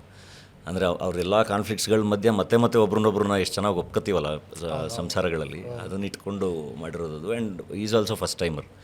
ನನ್ನ ಪ್ರೊಡಕ್ಷನ್ ಹೌಸಲ್ಲಿ ಇದುವರೆಗೂ ನಾನು ಕೆಲಸ ಮಾಡಿರೋದೆಲ್ಲ ಹೊಸ ನಿರ್ದೇಶಕರ ಜೊತೆ, ಫಸ್ಟ್ ಟೈಮರ್ಸ್ ಜೊತೆ. ಅದು ಯಾವಾಗ್ಲೂ ಫಸ್ಟ್ ಟೈಮ್ ಅಂತ ಅಂದಾಗ ಇನ್ನೂ ಬಹಳ ಎಲ್ಲರೂ ಹೆದರ್ತಾರೆ, ರಿಸ್ಕ್ ಇರುತ್ತೆ, ಮತ್ತೊಂದು ಪ್ರೂವ್ ಮಾಡಿರಲ್ಲ ಅಂತ. ಬಟ್ ಎಲ್ಲೋ ಒಂದು ಕಡೆ ಆ ಪೊಟೆನ್ಷಿಯಲ್ಗಳನ್ನ ನಾವು ನೋಡೋ ಅಂಥ ಕಣ್ಣನ್ನು, ಆ ದೃಷ್ಟಿನ ಬೆಳೆಸ್ಕೊಳ್ಳಿಲ್ಲ ಅಂದರೆ ಇನ್ನೊಬ್ಬ ಹೊಸ ನಿರ್ದೇಶಕ, ಹೊಸ ನಟ ಅಥವಾ ಹೊಸ ಪ್ರತಿಭೆಗಳು ಎಲ್ಲೂ ಹೊಸದು ಬರೋಕ್ಕಾಗೋದೇ ಇಲ್ಲ. ಸೊ ಹಾಗಾಗಿ ಪ್ರತಿ ಸರಿನೂ ಫಸ್ಟ್ ಟೈಮರ್ಸ್ ಜೊತೆ ಕೆಲಸ ಮಾಡಬೇಕು ಅಂತ ಹೇಳಿ ಮಾಡಿರೋದು. ನೋಡಿ, ನಿಮ್ಮ ಈ ಧೈರ್ಯಕ್ಕೆ ಮೆಚ್ಚಬೇಕ್ರಿ ನಿಜವಾಗ್ಲೂ. ಯಾಕಂದರೆ ಕನ್ನಡ ಚಿತ್ರರಂಗ ಭಾಳ ಕಟ್ತಿದ್ದಿಲ್ಲಿದೆ ಸರ್. ನಾನು ನಿಮ್ಮನ್ನು ಎದೆಗುಂದಿಸ್ತಾ ಇಲ್ಲ, ನಿಜಕ್ಕೂ ನನಗನ್ಸುತ್ತೆ ಈ ಕನ್ನಡ ಸಿನಿಮಾಗಳನ್ನು ಮಾಡೋರಿಗೆ 8 ಎದೆಗಳಿರಬೇಕು ಅಂತ ಅನಿಸುತ್ತೆ. ಇಲ್ಲ ಅಂತಂದರೆ ಏನು ನಿಜ, ನಾನು ನಿರಾಶಾವಾದಿ ಅಲ್ಲ, ಆದರೆ ತೀರಾ ಈ ಪಾರ್ಟಿ ದೊಡ್ಡ ಸಿನಿಮಾಗಳೆಲ್ಲ ಸೋಲೋದು, ಸಾಲ ಸಿನಿಮಾಗಳು ಸೋಲೋದು, ಹೆಂಗೆ ನೀವು ಇದು ಸಾಮಾನ್ಯ ಅಲ್ಲ. ಅಂದರೆ definitely we are in tough time sir. ಅದನ್ನು ಒಪ್ಕೋಬೇಕು, ಅದನ್ನು ಡಿಸ್ಕಷನ್ ಮಾಡಬೇಕು, ಅದನ್ನು ಹೆಂಗೆ ಸರಿ ಮಾಡ್ಕೋಬೇಕು, ಅದ್ರ ಕಡೆ ಏನೇನು ಮಾಡಬೇಕು ನಾವು ಯೋಚನೆ ಮಾಡಲೇಬೇಕು. ಬಟ್ ಹಂಗಂತ ನಾವು ಅಟೆಂಪ್ಟ್ನ ನಿಲ್ಸೋಕ್ಕಾಗಲ್ಲ. ಎಲ್ಲೋ ಪ್ರೇಕ್ಷಕರಿಗೆ ಕನ್ಸಿಸ್ಟೆಂಟಾಗಿ ಸಿನಿಮಾಗಳು ಒಳ್ಳೊಳ್ಳೆ ಸಿನಿಮಾಗಳನ್ನ ಕೊಡ್ತಾ ಅವ್ರ ನಂಬಿಕೆನ ಜಾಸ್ತಿ ಗಳಿಸ್ಕೊಂಡು ನಾವು ಪಾಸಿಟಿವ್ ಆಗಿಯೇ ಮುಂದಕ್ಕೆ ಹೋಗೋಕ್ಕೆ ಟ್ರೈ ಮಾಡಬೇಕು. ಅದು ಒಂದೇ ದಾರಿ ಇರೋದು. ಹೌದೌದು, ಅದು ದಿಢೀರ್ನೇ ಬರಲ್ಲ. ಅದು ಮತ್ತೆ ಹಂತವಾಗಿ ಅದು ಜನಗಳಿಗೆ ಒಂದು ಕಾನ್ಫಿಡೆನ್ಸ್ ಬರಬೇಕು, ಬರಲ್ಲ ಒಳ್ಳೆ ಸಿನಿಮಾಗಳು ಬರ್ತಾ ಇವೆ ಅಂತ. ಆಮೇಲೆ ನಮ್ದೇನು ಅಂದರೆ ಕರ್ಮ, ಎರಡು ಮೂರು ಸಿನಿಮಾಗಳು ತುಂಬ ಚೆನ್ನಾಗಿ ಬರ್ತವೆ, ಹಿಟ್ ಆಗ್ತವೆ. ಅದಾದಮೇಲೆ ಒಂದು ಹ್ಯೂಜ್ ಗ್ಯಾಪ್ ಸೃಷ್ಟಿಯಾಗ್ಬಿಡುತ್ತೆ. ಅದೇ ಸರ್, ಇದು ಎಲ್ಲದೂ ಒಂದಕ್ಕೊಂದಕ್ಕೆ ಅಂಟ್ಕೊಂಡಿರುತ್ತೆ. ಇವಾಗ ಈಗ ಒಳ್ಳೊಳ್ಳೆ ಸಿನಿಮಾಗಳು ಮಾಡೋವಂಥ ಕಂಟಿನ್ಯೂಸ್ ಆಗಿ ಸಿನಿಮಾಗಳು ಮಾಡೋವಂಥ ಪ್ರೊಡಕ್ಷನ್ ಹೌಸಸ್ ಬೇಕು. ನಾವು ಫಸ್ಟು ಆ್ಯಕ್ಚುಲಿ ಬೇಕಾಗಿರೋದು ಆ ಥರ ಗುಡ್ ಪ್ರೊಡಕ್ಷನ್ ಹೌಸಸ್. ಅವರು ನಿಂತು ಒಳ್ಳೊಳ್ಳೆ ಪೊಟೆನ್ಷಿಯಲ್ಗಳನ್ನ ನಿಂತು ಒಳ್ಳೆ ಸ್ಕ್ರಿಪ್ಟ್ಗಳನ್ನ ಗುರುತಿಸಿ ಬ್ಯಾಕ್ ಮಾಡಿದಾಗ ಅದೊಂದು ಬೇರೆಯೇ. ಅಂದರೆ ಪ್ರೇಕ್ಷಕರಿಗೆ ಪ್ರೊಡಕ್ಷನ್ ಹೌಸ್ಗಳ ಮೇಲೆ ನಂಬಿಕೆ ಇರುತ್ತೆ ಆ್ಯಂಡ್ ಆ ಪ್ರೊಡಕ್ಷನ್ ಹೌಸಸ್ಗಳು ತುಂಬ ಚೆನ್ನಾಗಿರ್ತವೆ. ಸೊ ಹಾಗೆ ಪ್ರೊಡಕ್ಷನ್ ಹೌಸಸ್ ಬಿಲ್ಡ್ ಆಗಬೇಕು. ಅದು ಬಿಲ್ಡ್ ಆಗ್ತಿದ್ದಂಗೆ ಒಳ್ಳೊಳ್ಳೆ ನಿರ್ದೇಶಕರು, ಒಳ್ಳೆ ರೈಟರ್ಸು, ಅವರು ಬಿಲ್ಡ್ ಆಗ್ತಿದ್ದಂಗೆ ಒಳ್ಳೊಳ್ಳೆ ಆ್ಯಕ್ಟರ್ಸು, ಹೀಗೆ. ಸೊ ಇಂಡಸ್ಟ್ರಿಗೆ ಎಲ್ಲರೂ ಬೇಕು ಆ್ಯಂಡ್ ಒಳ್ಳೊಳ್ಳೆ ಮಾಸ್ ಹೀರೋಗಳು ಬೇಕು. ಈಗ ಕಂಟಿನ್ಯೂಸ್ ಆಗಿ ಒಂದಿಷ್ಟು ಇವಾಗ ನಾವು ನೋಡಿ ಈ ಮಾಸ್ ಆಡಿಯನ್ಸ್ ಅಂತ ಏನು ಕರಿತೀವಿ ಅವ್ರನ್ನ ಬಿಟ್ಟಿದ್ದೀವಿ. ಕರೆಕ್ಟ್. ಅವ್ರಿಗೆ ಸಿನಿಮಾಗಳೇ ಬರ್ತಾ ಇಲ್ಲ. ವೆರಿ ಇಂಪಾರ್ಟೆಂಟ್ ಇದು ಬೇಕು. ಅವ್ರಿಗೆ ಸಿನಿಮಾಗಳು ಬೇಕು. ಅವ್ರಿಗೆ ಥಿಯೇಟ್ರಲ್ಲಿ ಸೆಲೆಬ್ರೇಟ್ ಮಾಡುವಂಥ ಸಿನಿಮಾಗಳು ಬೇಕು. ಹಂಗಂತ ನಾನು ರೆಗ್ಯುಲರ್ ಫಾರ್ಮ್ಯಾಟ್ ಸಿನಿಮಾಗಳನ್ನೇ ಮಾಡಬೇಕು ಅಂತ ಹೇಳ್ತಾ ಇಲ್ಲ. ಮಾಸ್ ಎಂಟರ್ಟೈನರ್ಸ್ ಅಂತ ಕರಿತೀವಿ, ಅದು ಬಹಳ ಚೆನ್ನಾಗಿ ಎಂಟರ್ಟೈನ್ ಮಾಡುವಂಥ ಕ್ವಾಲಿಟಿ ಸಿನಿಮಾಗಳು ಬೇಕು. ಆ್ಯಂಡ್ ಇನ್ನೊಂದಿಷ್ಟು ಹೀರೋಗಳು ಬೇಕು, ಮಾಸ್ ಹೀರೋಸ್ ಬೇಕು, ಆ್ಯಂಡ್ ಎಲ್ಲ ಥರದ ಆ್ಯಕ್ಟರ್ಸ್ ಬೇಕು. ಸೊ ಆ ಥರದ್ದೊಂದು ದೊಡ್ಡ ಪೂಲು ರೆಡಿ ಆಗಬೇಕದು. ಅದು ರೆಡಿ ಆಗ್ದಲೇ ಐ ಥಿಂಕ್ ಯಾವುದೂ ಸರಿ ಹೋಗಲ್ಲ. ಆ್ಯಂಡ್ ಅದು ಟಕ್ಕಂತ ರೆಡಿ ಆಗಿಬಿಡಲ್ಲ. ಇವತ್ತು ನಾವು ಹೇಳ್ತಿರೋದು ಒಂದು 10 ವರ್ಷದ ಹಿಂದಿನ ಡಿಸಿಷನ್ನು, ಹಿಂದಿನ ಪ್ಲ್ಯಾನಿಂಗು, ಹಿಂದಿನ ಯೋಜನೆಗಳು ಇವತ್ತಿಗೆ ಇಂಪ್ಯಾಕ್ಟ್ ಆಗ್ತಾ ಇರುತ್ತೆ. ಸೊ ಹಂಗೆ 10-20 ವರ್ಷದಿಂದ ಮಾಡಿರೋ ಕೆಲಸಗಳು ಇವತ್ತಿಗೆ ನಮಗೆ ಇಂಪ್ಯಾಕ್ಟ್ ಆಗ್ತಾ ಇರುತ್ತೆ. ಸೊ ಇವತ್ತು ನಾವು ಆ ಕೆಲಸಗಳನ್ನ ಮಾಡ್ತಾ ಹೋದರೆ ಅದು ಇನ್ನೊಂದಿಷ್ಟು ವರ್ಷಕ್ಕೆ ಅದು ಸರಿ ಹೋಗುತ್ತೆ. ಇಲ್ಲಾಂದರೆ ಡೆಫಿನೆಟ್ಲಿ ಅದು ಬಹಳ ಕಷ್ಟ. ಸೊ ಅದಕ್ಕೆ ನಾನು ಹೇಳೋದು, ಯಾವತ್ತು ಅಂದರೆ ಹಾಳಾಗೋಗ್ತಾ ಇದೆ ಅಂತ ತುಂಬ ಜನ ಆ್ಯಕ್ಚುಲಿ ಆಡ್ಕೋತಿರ್ತಾರೆ. ಅದು ಆಡ್ಕೊಳ್ಳೋ ವಿಷಯ ಅಲ್ಲ, ಅದು ಭಾಳ ಸೀರಿಯಸ್ ಯೋಚನೆ ಮಾಡಬೇಕು ಆ್ಯಂಡ್ ಸೀರಿಯಸ್ ವಿಷಯ. ಅದು ಸಿನಿಮಾದವರಾಗಿನೂ, ಸಿನಿಮಾ ಮೇಕರ್ಸ್ ಆಗಿನೂ ಬಹಳ ಸೀರಿಯಸ್ ವಿಷಯ, ಪ್ರೇಕ್ಷಕರಾಗಿನೂ ಬಹಳ ಸೀರಿಯಸ್ ವಿಷಯ ಅದು. ಸೊ ಇದು ಎಲ್ಲರೂ ಸೇರಿಕೊಂಡು ಮಾಡಬೇಕಾಗಿರೋ ಕೆಲಸ ಅದು. ಏಕೆಂದರೆ ಸಿನಿಮಾ, ಸಾಹಿತ್ಯ, ನಾಟಕ ಇವೆಲ್ಲವೂ ಕನ್ನಡ ಕಟ್ಟೋ ಕೆಲಸಗಳೇ. ಅದನ್ನು ಭಾಳ ಚೆನ್ನಾಗಿ ಎಲ್ಲ ಸೇರಿ ಕಟ್ಟಬೇಕು. ನೋಡಿ, ಎಲ್ಲ ಸೇರಿ ಅನ್ಬೇಕಾರೆ ಈಗ ನೀವು ಹೇಳಿದ್ರಿ ಏನಂದರೆ ನಾನು ಒಬ್ಬನೇ ಕಾಣಿಸ್ಕೊಳ್ಳೋದಲ್ಲ ಸರ್, ಎಲ್ಲರೂ ಕಾಣಿಸ್ಕೋಬೇಕು. ಎಲ್ಲರೂ ಈಗ ಒಂದೇನಾದ್ರು ಒಂದು ಕಡೆಗೆ ಬೆಂಕಿ ಬಿತ್ತು ಅಂದ ತಕ್ಷಣ ಎಲ್ಲರೂ ಒಂದಾಗ್ಬಿಡ್ತಾರೆ ನೋಡಿ, ಏರಿಯಾ ಜನಗಳು ಅದು ಬೆಂಕಿ ಆರಿಸ್ಬೇಕು ಅಂದಾಗ. ಹಾಗೆ ಈ ಕನ್ನಡ ಚಿತ್ರರಂಗ ಸಂಕಟದಲ್ಲಿದ್ದಂಥ ಸಂದರ್ಭದಲ್ಲಿ ಎಲ್ಲರೂ ಒಂದಾಗಬೇಕು. ಆದರೆ ಎಲ್ಲೋ ಒಂದು ಕಡೆಗೆ ನೀವು ಒಪ್ತಿರಿಲ್ವೋ, ಆ ಒಗ್ಗಟ್ಟು ನಮ್ಮಲ್ಲಿ ಕಾಣ್ತಾ ಇಲ್ಲ. ಅದು ಬೇಕು ಸರ್. ಅಂದರೆ ಎಲ್ಲರೂ ಹೋಗಿ ಸೇರಬೇಕು, ಎಲ್ಲರೂ ಒಬ್ರಿಗೊಬ್ರು ನಿಂತ್ಕೋಬೇಕು. ಆ್ಯಂಡ್ ಏನಾಗುತ್ತೆ, ನಾವು ವೀಕ್ ಆಗಿರೋದನ್ನು ನಾವು ಹೊರಗಡೆ ತೋರಿಸ್ತಾ ಇನ್ನೂ ವೀಕ್ ಆಗ್ತಾನೆ ಇರ್ತೀವಿ. ಐ ಥಿಂಕ್ ನಾವೆಲ್ಲರೂ ಒಟ್ಟಿಗೆ ನಿಂತು ತುಂಬ ಸ್ಟ್ರಾಂಗಾಗಿ ಇದ್ದೀವಿ ಅಂತಲೇ ನಾವು ನಿಂತ್ಕೋಬೇಕು. ಆ್ಯಂಡ್ ಹಂಗೆ ತುಂಬ ಸ್ಟ್ರಾಂಗಾಗಿ ಎಲ್ಲ ಜೊತೆಗೆ ನಿಂತಾಗಲೇ ಏನಾದರೂ ಬದಲಾವಣೆಗಳಾಗಕ್ಕೆ ಸಾಧ್ಯ. ಆ್ಯಂಡ್ ಪ್ರತಿ ಸರಿನೂ ಬೇರೆ ಬೇರೆ ಇಶ್ಯೂಗಳಿಗೆ ನಾವು ಸುದ್ದಿ ಆಗ್ತಾ ಇದೀವಲ್ಲ, ಅದು ಐ ಥಿಂಕ್ ಪಾಸಿಟಿವ್ ವಿಷಯಗಳಿಗೆ ಸುದ್ದಿ ಆಗೋದ್ರ ಕಡೆ ಹೋಗ್ಬೇಕದು. More than negative issues, positive ವಿಷಯಗಳಿಗೆ ಚಿತ್ರರಂಗ ಸುದ್ದಿ ಆಗೋ ಕಡೆ ಹೋಗಬೇಕು. ಆವಾಗ ಪ್ರೇಕ್ಷಕರು ಕೂಡ ಆ ಪಾಸಿಟಿವ್ ಸೈಡ್ಗೆ ಬರ್ತಾರೆ. ಇಲ್ಲಾಂದರೆ ನಾವು ಅವ್ರೂ ಅದನ್ನೇ ಫಾಲೋ ಮಾಡ್ತಿರ್ತಾರಲ್ಲ, ಆ್ಯಂಡ್ ಅದನ್ನೇ ನಾವು ಫಿಲ್ ಮಾಡಿಕೊಂಡು ಹೋಗಬಾರ್ದು. ಹೆಂಗಾದರೂ ಮಾಡಿ ಎಲ್ಲರೂ ಒಂದು ತುಂಬ ಪಾಸಿಟಿವ್ ಸೈಡ್ಗೆ ತಿರುಗ್ಸೋಕ್ಕಾದರೆ ಬಹಳ ಚೆನ್ನಾಗಿರುತ್ತೆಲ್ಲ. ಸರಿ, ನಮ್ಮ ಗೂಡಲ್ಲಿದ್ದರೆ ಏನು ಬಂತು ಧನಂಜಯ್? ಏನು ಬಂತು? ನಮ್ಮ ಗೂಡಲ್ಲಿದ್ದುಬಿಟ್ಟು ನಾವು ಹೊರಗಡೆ ಬರೋದು ಯಾವಾಗ, ಅರ್ಥ ಮಾಡ್ಕೊಳ್ಳೋದು ಯಾವಾಗ, ಕನ್ನಡ ಕಟ್ಟೋದು ಯಾವಾಗ, ಚಿತ್ರರಂಗ ಉದ್ಧಾರ ಮಾಡೋದು ಯಾವಾಗ? ನನಗೂ ಗೊತ್ತಿಲ್ಲ ಸರ್. ಐ ಥಿಂಕ್ ಎಲ್ಲ ಸೇರ್ಕೊಂಡು ಪ್ರೊಡಕ್ಟಿವ್ ಆಗಿ ಏನು ಮಾಡೋಕ್ಕೆ ಸಾಧ್ಯ ಅಂತ ಯೋಚನೆ ಮಾಡ್ಕೊಂಡೋದ್ರೆ ಮೋಸ್ಟ್ಲಿ ಆಗ್ಬೋದು. ಈಗ ನೆಕ್ಸ್ಟ್ ಈಗ ಶಿವಣ್ಣನ ಜೊತೆ ಒಂದು ಮೂವಿ ಬರುತ್ತಲ್ಲ, ಆಪರೇಷನ್. 666 ಆಪರೇಷನ್ ಮೊನ್ನೆ ಟೀಸರ್ ರಿಲೀಸ್ ಆಗಿದೆ. ಬಹಳ ಒಳ್ಳೆ ರೆಸ್ಪಾನ್ಸ್. ಓಕೆ. ಸೊ ಒಂದಷ್ಟು ಭರವಸೆ ಇಡ್ಬೋದು ಮುಂದೆ ನೀವು ತೆಗೆಯುವಂಥ ಚಿತ್ರಗಳ ಮೇಲೆ. ಎಸ್ ಸಾಲು ಸಾಲು ಚಿತ್ರಗಳು ರೆಡಿ ಇವೆ. ಖಂಡಿತ. ಈಗ ಮದರ್ ಪ್ರಾಮಿಸ್ ಭಾಳ ಚೆನ್ನಾಗಿ ಎಂಟರ್ಟೈನ್ ಮಾಡ್ತಾ ಇದೆ. ಈಗ ನೆಕ್ಸ್ಟ್ ಹೆಗ್ಗಣ ಮುದ್ದು ಕೂಡ ಅಷ್ಟೇ ಒಳ್ಳೆ ಎಂಟರ್ಟೈನರ್. ಐ ಕ್ಯಾನ್ ಈಗ ನೀವು ಡಾಲಿ ಪ್ರಾಮಿಸ್ ಅಂತ ಹಾಕಿದಾರಲ್ಲ, I can promise that. See ನಾ ಹೇಳದ್ನಲ್ಲ, ಈ ಸೋಲು ಗೆಲುವುಗಳು ಇವೆಲ್ಲ ಸೆಕೆಂಡ್ರಿ. ಪ್ರತಿ ಸರಿನೂ ಸಿನಿಮಾ ಗೆದ್ದೇ ಗೆಲ್ತವೆ, ಅದ್ಭುತ ಆಗ್ತವೆ ಅಂತಲೇ ಮಾಡೋಕ್ಕಾಗಲ್ಲ. ನಿಜ. ಅದ್ರ ಮಧ್ಯ ಕೆಲವೊಂದು ಸೋತಿರ್ತವೆ. ಬಟ್ ಆ ಪ್ರೇಕ್ಷಕನಿಗೆ ಆ ಪ್ರಯತ್ನಗಳಲ್ಲಿ ಪ್ರಾಮಾಣಿಕತೆ ಕಾಣಬೇಕು. ನಮ್ಮದು ಆ ಪ್ರಾಮಾಣಿಕತೆ ಕಾಣ್ತಿಲ್ಲ ಅಂದಾಗಷ್ಟೇ ಅವರು ಕಂಪ್ಲೀಟಾಗಿ ಡಿಸ್ಕನೆಕ್ಟ್ ಆಗೋದು. ಆ ವಿಷಯದಲ್ಲಿ ನಾವು ಪ್ರತಿ ಸರಿನೂ ಭಾಳ ಪ್ರಾಮಾಣಿಕವಾಗಿ ಪ್ರಾಜೆಕ್ಟ್ಗಳನ್ನ ಪ್ರೆಸೆಂಟ್ ಮಾಡ್ತಾ ಬಂದಿದ್ದೀವಿ. ಸೊ ಇನ್ಮೇಲೂ ಕೂಡ ಅಷ್ಟೇ ಹಾನೆಸ್ಟಾಗಿಯೇ ಪ್ರಾಜೆಕ್ಟ್ಗಳನ್ನ ಪ್ರೆಸೆಂಟ್ ಮಾಡ್ತೀವಿ. ಸೊ ಅದು ಕೆಲವೊಂದು ಅವ್ರಿಗೆ ಇಷ್ಟ ಆಗದಲ್ಲೇ ಇರ್ಬೋದು, ಕೆಲವೊಂದು ಇಷ್ಟ ಆಗ್ಬೋದು. ಬಟ್ ಒಂದು ಆನೆಸ್ಟಿ ಅಂತೂ ಯಾವಾಗಲೂ ಇರುತ್ತೆ. ಈಗ ಯಾವ್ಯಾವ ಭಾಷೆಯ ಸಿನಿಮಾಗಳಲ್ಲಿ ಮಾಡ್ತಾಯಿದ್ದೀರಿ? ಇಲ್ಲ, ಈಗ ಸದ್ಯಕ್ಕೆ ಕನ್ನಡ ಸದ್ಯಕ್ಕೆ ಕನ್ನಡ. ಅಂದರೆ ತುಂಬ ಒಳ್ಳೆ ಟೀಮ್ಗಳ ಜೊತೆ ಒಳ್ಳೆ ಪಾತ್ರಗಳು ಬಂದರೆ ಡೆಫಿನೆಟ್ಲಿ ಮಾಡ್ತೀನಿ. ಯಾಕೆಂದರೆ ನಾನು ಹೋಗಿ ಅಲ್ಲಿ ಮಾಡೋದು ನನಗೂ ಡಿಫ್ರೆನ್ಸ್ ಆಗಬೇಕು ಆ್ಯಂಡ್ ಅವ್ರಿಗೂ ಡಿಫ್ರೆನ್ಸ್ ಆಗಬೇಕು. ಅಂದರೆ ಅದು ಇಬ್ಬರಿಗೂ ಕಾಂಟ್ರಿಬ್ಯೂಟ್ ಮಾಡಬೇಕೇನಾದರೂ ಒಂದು ವ್ಯಾಲ್ಯೂ ಅಡಿಷನ್ ಆಗಬೇಕು. ಮುಂದುವರೆದ ಭಾಗ ಏನಾದರೂ ಇದೆಯಾ? ಇನ್ನೂ ಏನು ಡಿಸ್ಕಷನ್ ಆಗಿಲ್ಲ ಸರ್, ನನಗೆ ಗೊತ್ತಿಲ್ಲ. ಯಾಕಂದರೆ ಊಹಾಪೋಹಗಳಿದೆ. ಅದರಲ್ಲಿ ಡಾಲಿ ಧನಂಜಯಗೆ ತುಂಬ ಒಳ್ಳೆ ಪಾತ್ರ ಇದೆ ಅಂತೆ, ಏನೋ ಅದು ಆ ರೀತಿಯಲ್ಲ? ಇಲ್ಲ, ಸದ್ಯಕ್ಕೆ ಐ ಥಿಂಕ್ ಅವರು ಬೇರೆ ಬೇರೆ ಪ್ರಾಜೆಕ್ಟ್ಗಳಲ್ಲಿ ಬ್ಯುಸಿ ಇದ್ದಾರೆ. ಸೊ ಯಾವುದೇ ಅಪ್ಡೇಟ್ ಇಲ್ಲ ನನಗೆ. ಸೊ ಒಳ್ಳೊಳ್ಳೆ ಪಾತ್ರಗಳು ಬಂದರೆ ಮಾಡೋದು ಸರ್, ಮಾಡ್ಬೋದಲ್ಲ ಸರ್.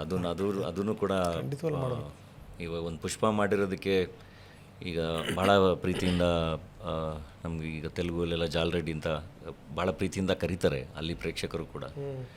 ಸೊ ಐ ಥಿಂಕ್ ಕಲಾವಿದರಾಗ ಅದೆಲ್ಲ ಭಾಳ ಖುಷಿ ಕೊಡೋದು ಭಾಳ ಇಂಪಾರ್ಟೆಂಟ್ ಅಲ್ಲ. ತುಂಬ ನಿಮ್ಮ ಮನಸ್ಸಲ್ಲಿ ಯಾವ್ದಾರ ಕಾಡ್ತಿರುವಂಥ ಯಾವ್ದಾರ ಕಥೆ ಇದೆಯಾ, ಮಾಡಿದ್ರೆ ಇಂಥದ್ದೊಂದು ಸಿನಿಮಾ ಮಾಡಬೇಕು ಅಂಥದ್ದೇನಾರು ಇದೆಯಾ? ಅಂದರೆ ಯೂಶ್ವಲಿ ನಿರ್ದೇಶಕರು ಕಥೆಗಳಿಗೆ ನಾವು ಜೀವ ತುಂಬ್ತಾ ಇರ್ತೀವಿ ಕಲಾವಿದರಾಗಿ ಎಲ್ಲ. ಬಟ್ ನನಗೊಂದಿಷ್ಟು ಕಥೆಗಳನ್ನ ಹೇಳ್ಬೇಕು ಅಂತ ಆಸೆ ಇದೆ.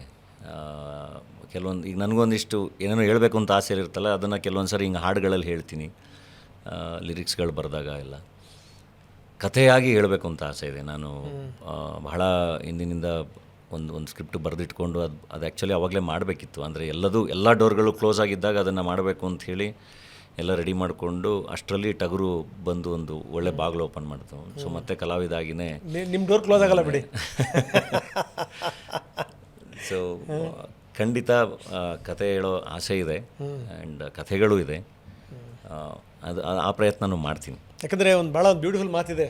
ಏನು ಅಂದರೆ, ನಾವು ಯಾವುದಾದ್ರೂ ಒಂದು ಡೋರ್ ಓಪನ್ ಆಗೇ ಆಗಿರುತ್ತೆ, ನಾವು ತಳ್ಳುವಂಥ ಪ್ರಯತ್ನ ಮಾಡಲ್ಲ ಅಷ್ಟೇ ಅಂತ ಹೇಳಿದ್ರೆ, ನೀವು ಹಿಂಗಂತ ತಳ್ತಾನೆ ಇರ್ತೀರಿ. ಹಾಗಾಗಿ ಏನಂದರೆ ಒಂದಲ್ಲ ಒಂದು ಬಾಗಿಲು ತರ್ಕೊಳ್ಳುತ್ತೆ ನಿಮಗೆ. ಸೊ ಆ ಥರದ್ದೊಂದು ಕತೆ ಇದೆ, ಕಾಡ್ತಿರುವಂಥ ಒಂದು ಕತೆ ಇದೆ. ಅದು ಏನದು ಹೇಳೆ? ಶಬ್ದಕ್ಕೆ ನಿಲುಕದ್ದು ಏನಿಲ್ಲ. ಅಂದರೆ ಇವಾಗ ನಾನು ಜಯನಗರ 4th ಬ್ಲಾಕ್ ಅಂತ ಒಂದು ಶಾರ್ಟ್ ಫಿಲ್ಮ್ ಬರೆದಾಗ ಜಯನಗರದಲ್ಲಿ ಕೂತು ನನ್ನ ಎಕ್ಸ್ಪೀರಿಯನ್ಸ್ನ ಇಟ್ಕೊಂಡು ಬರೆದಿದ್ದದು.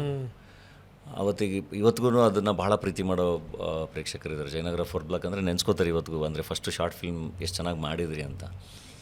ಹಾಗೆ ನಂದೊಂದು ಹಳ್ಳಿ ಬದುಕಿದೆ, ನಾನು ನೋಡಿರೋ ಹಳ್ಳಿಯ ಪಾತ್ರಗಳಿದೆ, ಅಲ್ಲಿಯ ಒಂದು ಇನ್ನೋಸೆನ್ಸ್ ಇದೆ, ಅಲ್ಲಿಯ ಒಂದಿಷ್ಟು ಸಣ್ಣತನಗಳು, ಅದೆಲ್ಲ ಅಲ್ಲಿಯ ತಪ್ಪುಗಳು, ಅಲ್ಲಿನ ಗಿಲ್ಟ್ಗಳು, ಇದನ್ನೆಲ್ಲ ಇಟ್ಕೊಂಡು ಒಂದು ಕತೆ ಹೇಳಬೇಕು ಅಂತ.